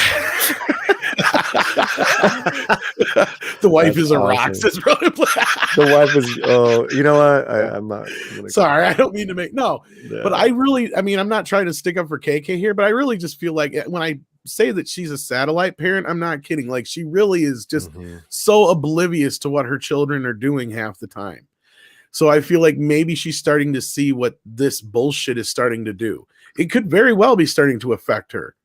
She may be finally starting to see. And again, this is something that we also had Cameron Pasha come in and basically say, like, that leak there, that obviously fake leak that we covered. This is him being set up to take the fall, whereas she is being absolved of all blame. Well, and that's also they prepare the way for, like, if Favreau takes over, this was Kennedy's wish the whole time. BS, of course, but they're setting the narrative. I don't think Favreau's going to take over necessarily, but no, like, look at all this stuff. Is like, that's what I keep hearing from the people that I've talked to, is Pablo is the problem. Pablo is the source of most of this vitriol, toxic bullshit, right? Like, he is the ringleader, is what I keep hearing. And what have I also been saying? Don't trust Filoni. What did we hear last week? Filoni and RJ or Ryan are fucking buddy pal talking to each other. But what did we learn from that little thing? We learned that it's not up to KK or Filoni who directs. It's up to Favreau. So again, I want to reiterate to those who have said to us before that we've been reporting bullshit. Like, yeah, he's got a little autonomy over there that she couldn't control. So she got pissed. So what did she do? She fucking made sure she got rid of Gina, because that's something she can do. And all the articles made sure to say that it went above Favreau. Remember that, but it did not go above Lucasfilm. Sorry, Indeed. Andre. I just want to Yeah, make that point. Absolutely. Yeah, no, it's And this being put point back well up to worth me is making. making that point is that Disney did not make that fucking call. And they are probably pissed right now. I'm sure Chapek did not feel in a good position when he was asked in that conference about the whole Gina Carano, Pedro Pascal thing. He probably was not too happy about that. We reported that, and I guarantee you, we don't even have to report that. Just being somebody who's been in a position where they've been dressed down or put in a position where they've been asked a funky fucking question that they really don't know the answer to, and especially when you're not the one who did it. You know what I mean? Like, why is this on my plate? That's probably what he's fucking thinking. This shouldn't be my problem. Why is this even a thing? In that moment, I could see him thinking the wheels are turning like, I am so going to kick Kathleen Kennedy in the fucking ass right now because that's where the next buck stops.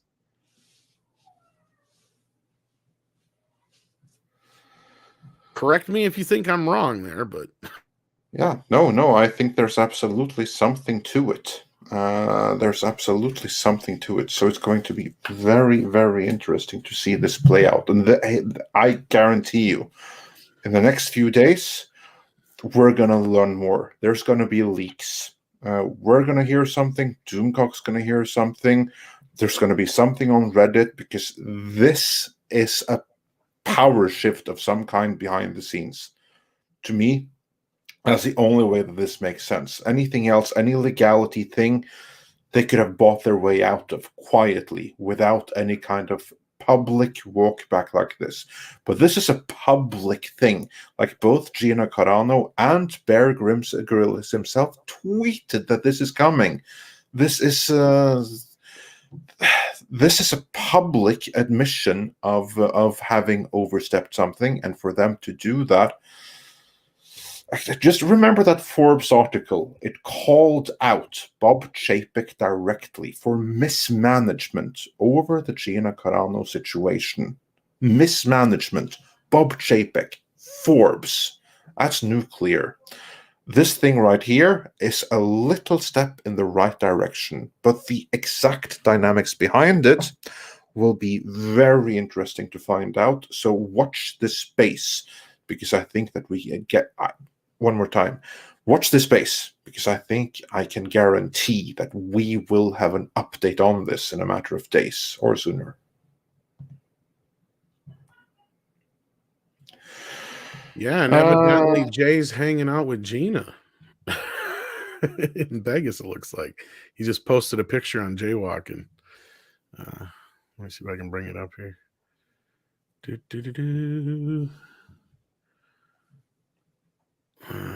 Boom, boom, boom. Wrong one. And that's why I go boom, because I'm about to boomer it.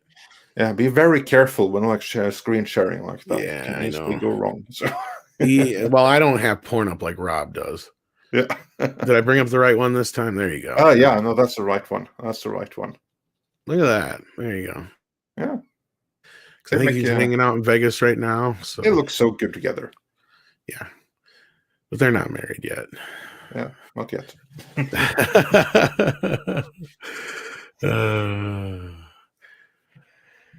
Anyhow, yeah, as you were saying, Andre, sorry, I didn't mean to interrupt. Yeah. Again, I don't think that we have much more to say about this just yet. I do think it's an interesting turn. Yeah. Yeah, I think so too. And also, Xenobit says that maybe this episode restored was one of the things Doomcock was alluding to. Mayhaps, we shall see. And also Valiant Renegade says, nope, Tom, you're dead on. Nothing to correct, LOL. Okay. I don't know which one that's referring to, so hopefully... Oh, that was your recent... my recent rant? Yeah, most recent rant. And with that, as many of you noticed, we jumped a little bit in Super Chats there, but those were relative to the discussion, and we can get them up on screen. And with that, let's revert to some classic Super Chats that I can't bring up on screen, so you're just going to have to listen. Stephen Otten says, for the record and to answer Andre's question, I only saw about 20 minutes of the show. I'm only commenting on what I saw. I couldn't stand more. Yeah, okay, so Stephen Otten has seen 20 minutes of the Oscars. Well, he's still seen more than any of us.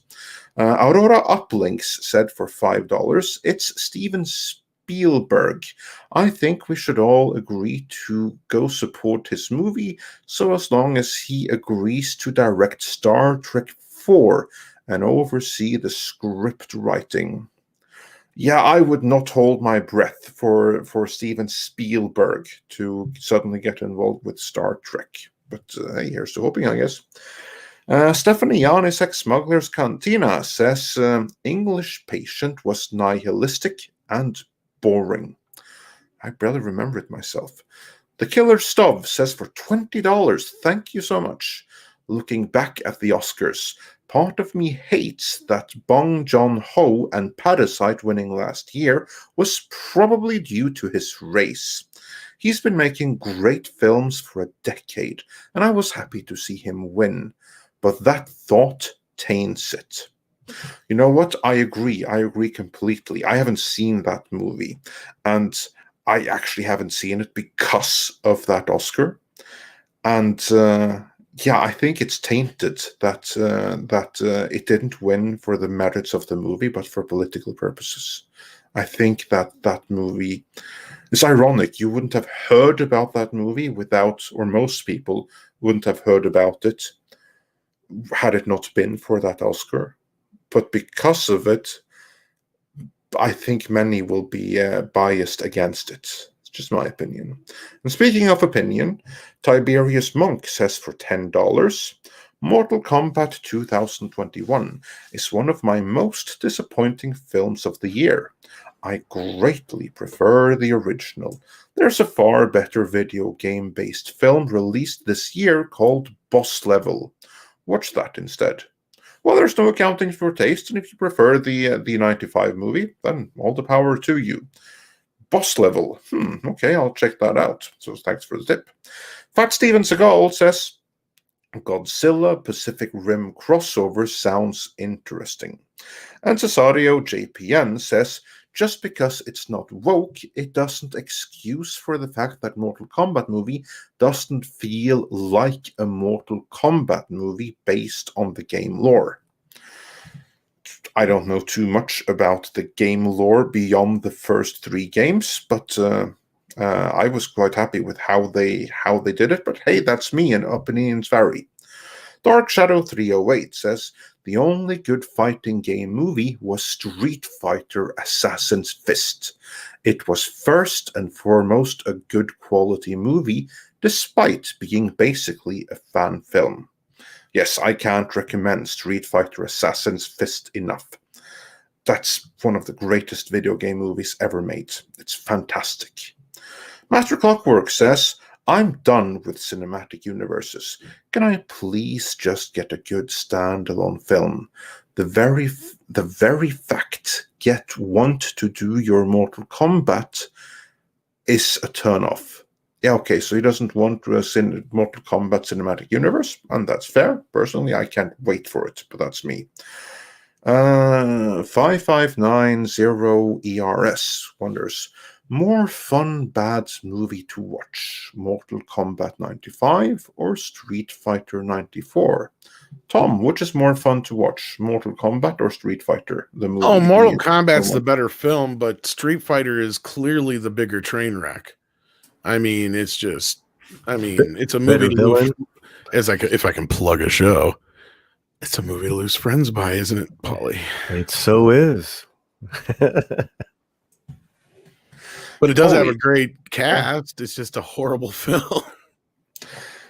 Polly, which is more fun to you, the original Mortal Kombat or the original Street Fighter?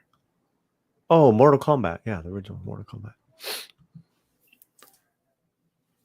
Yeah, How about you?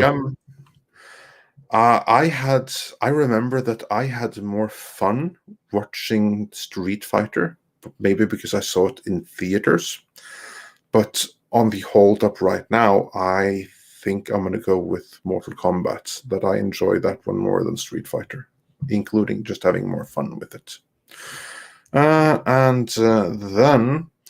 Aurora Uplink says the influencers in control don't even value good acting or creativity in film scripts.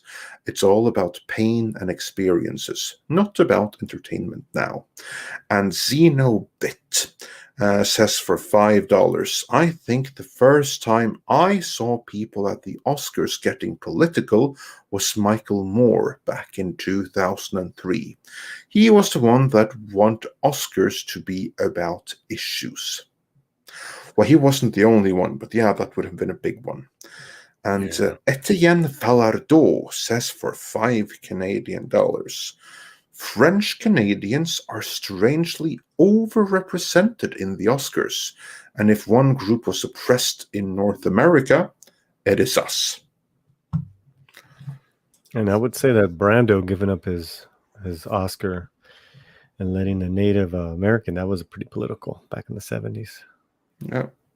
That was a good Yeah, moment. but see, that was met with mostly jeers and not saying it's correctly met with jeers, but it was. And then at the time, it was also like crucified in the press as well. So, like again, like a lot of those things back in the day when they were done, they were generally frowned upon, even if something like, it was like, because it was like, look, Marlon Brando, we get your point, but tonight's not the night to make that point. He was, though, doing exactly what they do now. Like Marlon Brando was one of the original SJW fucking virtue signalers, where he'd go out there and he'd do shit like that. And it was just to kind of get his name out there in that way, in that controversial sense. And yeah, he was using his platform. I get what he was doing. But in the end, I would love to see if he really had any impact positively on what his whole message was. In the end, I don't know if it really did, as opposed to now, if he would have went out and made like a documentary about the plight of the Native American, would have probably been received in a much different light. I think he helped actually. He maybe did personally, but I don't know how much that situation helped the situation. No, what I was going to say, I think there was one situation, there was one standoff where he actually went in there and helped with some terms, with the cops and the natives at that particular native group that kind of took over some building or something. And I vaguely remember that. Yeah, but again, that's him personally getting involved. Which okay, fine, great. Right. But again, like I say, I would love if somebody knows out there to point me to some kind of literature or something on that whole situation, if that really did help much, or if it just kind of made things worse overall, because I don't think it helped him at all personally, because that's where he really got kind of started looked upon as like the nut bar. Was it Alcatraz or was it Wounded Knee? Because they retook it like the anniversary, the American. Wounded Knee is the one that sticks out to me, but maybe it was Alcatraz. I don't know. Well, both were taken over by the American Indian movement. Maybe he had something to do with both. That's very possible. And movie trivia. Russell Means, who started American, one of the guys who started American Indian movement, was also the dad, the Last of the Mohicans with Daniel Day-Lewis. Yeah. Well, just again, if anybody, and I know some are who are listening in Hollywood, look, you really want a virtue signal, you really want to make a difference, go make a documentary about it, make a movie about it. Don't put it into other movies. Don't make a fucking grandstanding speech on one of the biggest nights of circle jerks of all time. That's not the way to do it. That's my point. You're going to get a lot more attention making a movie about it than you are doing that. And that's what pisses me off also when you hear like Leslie Headland going, oh, I want a black writer to tell the black story in Star Wars, blah, blah, blah, blah, blah. It's like, well, if you find a good black writer who likes Star Wars and can tell a good story in Star Wars, that's great. But you know what? There's a dozen or better black writers, I can tell you right now, that I know personally, they've got scripts they've been sitting on for years that are from the black perspective, telling the story of black characters and all that kind of stuff, but they're ignored because it doesn't have a fucking superhero in it. How about if she just gives up her whole Disney deal to that black writer? It might just happen. Why don't you just do that? Why don't they all do that? Why don't they all put their money where their mouth is and give up all their multi-million-dollar deals, to those causes that they're so in love with? I don't see any of them doing that. Well, even some of the guys that are kind of blowhard still to this day, at least they would get out there and, look at like, okay, Sean Penn and stuff. Like today, he's a nut job, right? But at least like back in the day when he would do certain things, he'd make a movie like Milk when he would go out there and talk about shit. At least it made sense. Well, I mean, Martin Sheen, Eddie Olmos, they've been part of certain causes for decades. And they don't you don't hear them every once in a while. You might hear them, getting arrested for this, arrested for that, but they're on, they believe in their causes. I know firsthand that Martin Sheen, anonymously, back in the day, I don't know now, but for a long time, he would wash dishes at the Santa Monica homeless shelters. That's just what he did. And with no See, press. To me, that's real virtue there. That's what I'm saying. Like you just like when, even though you hear about it after the fact, because the press wasn't there waiting to get 100 photos, like, when Captain Marvel shows up to the children's hospital. On the other hand, Johnny Depp will sneak off the set and show up in full costume and regalia and not tell anybody. Yep, he sure will. He still does that. Yeah, and that's my point, is you have two different worlds there. Is you have those who are out there trying to show their virtue signaling and those who are secretly just doing the good stuff that they don't, broadcast it. Yeah, and I know that Martin was a big Cesar Chavez supporter and, was really active. Well, his real last name is Estevez. Let's not forget that. Yeah. There's that. And, and I know, yeah, and you're right. It's refresh. Those are always refreshing. You wish the news would cover that in a non-sensational means, so you can show, that there are a lot of good people that are doing good work. Yeah, I know Eddie almost does a lot of stuff, man. And I loved Martin Sheen in the new Mighty Ducks show. Nobody gets that joke. Anyway, moving on. Emilio. That's Emilio, his son. I know, but he looks just like his dad now. He does. His dad. Hey, Andre, I have a question for you. Did you guys see that movie with him and Emilio where they do the Camino Real? I don't know which movie you're referring to, so I haven't seen it. It's called The Way, and basically Martin retraces Emilio's steps. Emilio does the Camino Real, in Europe to Spain. Oh, I kind of vaguely remember that now. It's a good really good little film, and I don't want to spoil it. I do highly recommend it because it's a good family film, and it's also tragic, but it was very well done. I think Emilio directed it, and Martin was the lead. A couple years ago. Yeah, I don't remember that one. Yeah, I'm sure it's available, but I'm not familiar with it. Yeah, and I say that just because Camino Real is a very dangerous trek that Catholics do, every year. Yeah. Not that you're Catholic, but I'm just saying because of the Spanish, your Spanish connection. Yeah. Well, I'm familiar with the trek, not familiar with the movie. But yeah, I'll be sure to check that out. But let's move on with some super chats because I believe we still have some. Next one is from Aurora Uplinks, who says, I have a clever idea for a movie, loosely based on a history documentary on Jack Lemmon, and show him in his day just being an amazing person and fun. Yeah, I'd watch a Jack Lemmon documentary. Stephen Alton says, I didn't see the show. How is someone who burns people?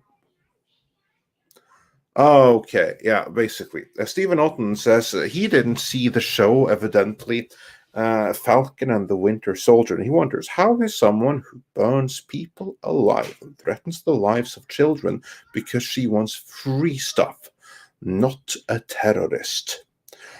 Well, I haven't seen the show either, and I won't. But from the description, she totally is.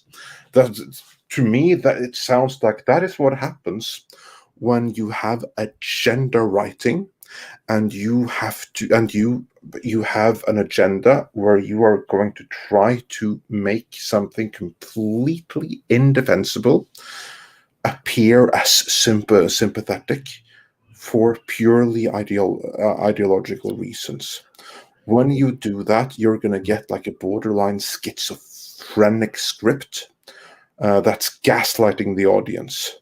I think that's what happened here, without just watching it, but just from what I've heard and what they appear to have done. That's the only thing I can imagine that must be what happened. Yeah, it was the biggest failure of the series for me was the flag smashers that they were trying to make as the enemies, where there was already enough enemies to begin with. But yeah, I don't want to get back on it. Comics, are we back on Falcon and Winter Soldier? But basically, it seems that you are also in agreement that was a real weak point. Well, it was so unnecessary and very weak. It was horrible. It was because there were so many individual good things already, like what Comics was saying. That I did not like that part of the series, and this mysterious flag burners who wanted to, and it just made no sense too, because after the blip of five years, and like what? Yeah, exactly. And then moving on to something completely different, Stephanie Yanis, ex-Smuggler's Cantina, says, I think an underling did it. I think Iger is trying to bring her back, in reference to Gina Carano. Yeah, something is going on there. Something is going on, and it'll be interesting to see exactly what that may be. So watch the space. Aurora Uplinks says for $10, there is a logical reason to ban AI that imitates humans, because it could lead to AI that, based on artists' minds, does their art and allows it to be sold before they can make their own art. Well, I can think of plenty other reasons, but hey, whatever gets it passed. And Nuptural Advice says, any opinion on the Netflix Shadow and Bone? Some think it could be the next Game of Thrones. Great conversation. Oh, thank you. Gentlemen, have you heard of Shadow and Bone on Netflix? I have Netflix, and I've never heard of Shadow and Bone. I have not. Not offhand, anyway. Okay, given that on a panel of three, three people that do commentary and punditry for quite seriously on YouTube, that none of the three have even heard of Shadow and Bone, I think it's unlikely that it's going to be the next Game of Thrones. But maybe it'll blow up tomorrow. We'll see. And Mags says for $5, their Twitter accounts have been radio silent, and with Alan Dean Foster finally getting what he rightfully deserves. Seems interesting. Yeah, it's going to be very interesting to see what's going to happen here. And MJ1 Media says, what about MK Legacy? How do MK films compare to that? That's Mortal Kombat Legacy, the web series from a decade ago. I only watched like the first couple of episodes. I never watched the whole thing. I mean, I have like the first Blu-ray or whatever, because I have that 4-pack that comes with Mortal Kombat Annihilation, Mortal Kombat Legacy, and Spawn. But I guess there was a second part or second season that I didn't even know I was unaware of or whatever until way after the fact. But it was all right. That was pretty good. Good concept. It seemed more like than an actual series, I guess. It kind of felt like to me. I mean, it definitely wore its budget, but I mean, it kind of reminded me of this new film, considering the budget it had. It did all right. And yeah, I don't know, Sketch Therapy. It just came with Spawn because New Line Cinema. That's the only reason I could think of. I don't know. Yeah, maybe I should get on that and finish watching MK Legacy one of these days. And then Robert says for $5, Shakespeare in Love was a joke of an Oscar win. Gwyneth Paltrow boobs were not Oscar worthy. Another Weinstein. However, well, Yeah. there's different things you can choose to nominate for. I would not put that as a front category, but hey, whatever floats your boat. I haven't seen Shakespeare in Love. I never will. So, but yeah, it does sound like something that should not be in contention for an Oscar just based on the title. And then Joel Rice says for €2, this is for LED bulbs. Oh, thank you. We'd like to keep our lights on, and we especially like to keep our lights on using LED bulbs. So that's awesome. Thank you so much. And with that, we're actually fully caught up.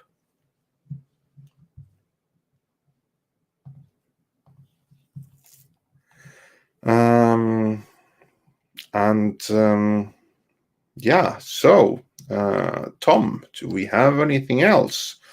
We got a new member in SHS Rebels.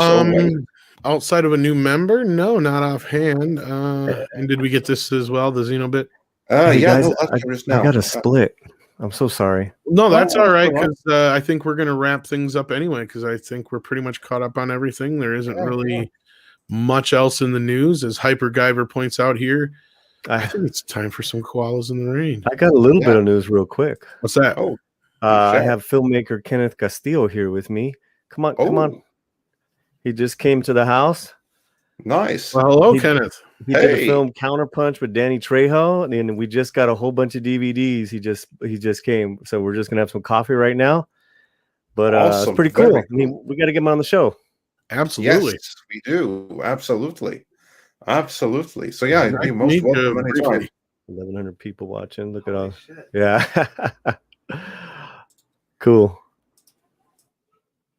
All right. Without further ado, thanks for that. So everyone, be sure to check out Paulie's channel, the Latino Slant. Link will be in the description. Of course, you'll be seeing him on Midnight's Edge Espanol very, very soon.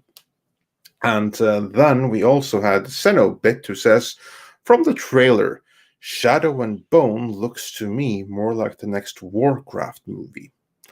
I'm gonna have to check out Shadow and Bone now, because I've never heard of it. That's what I brought up that you said you got.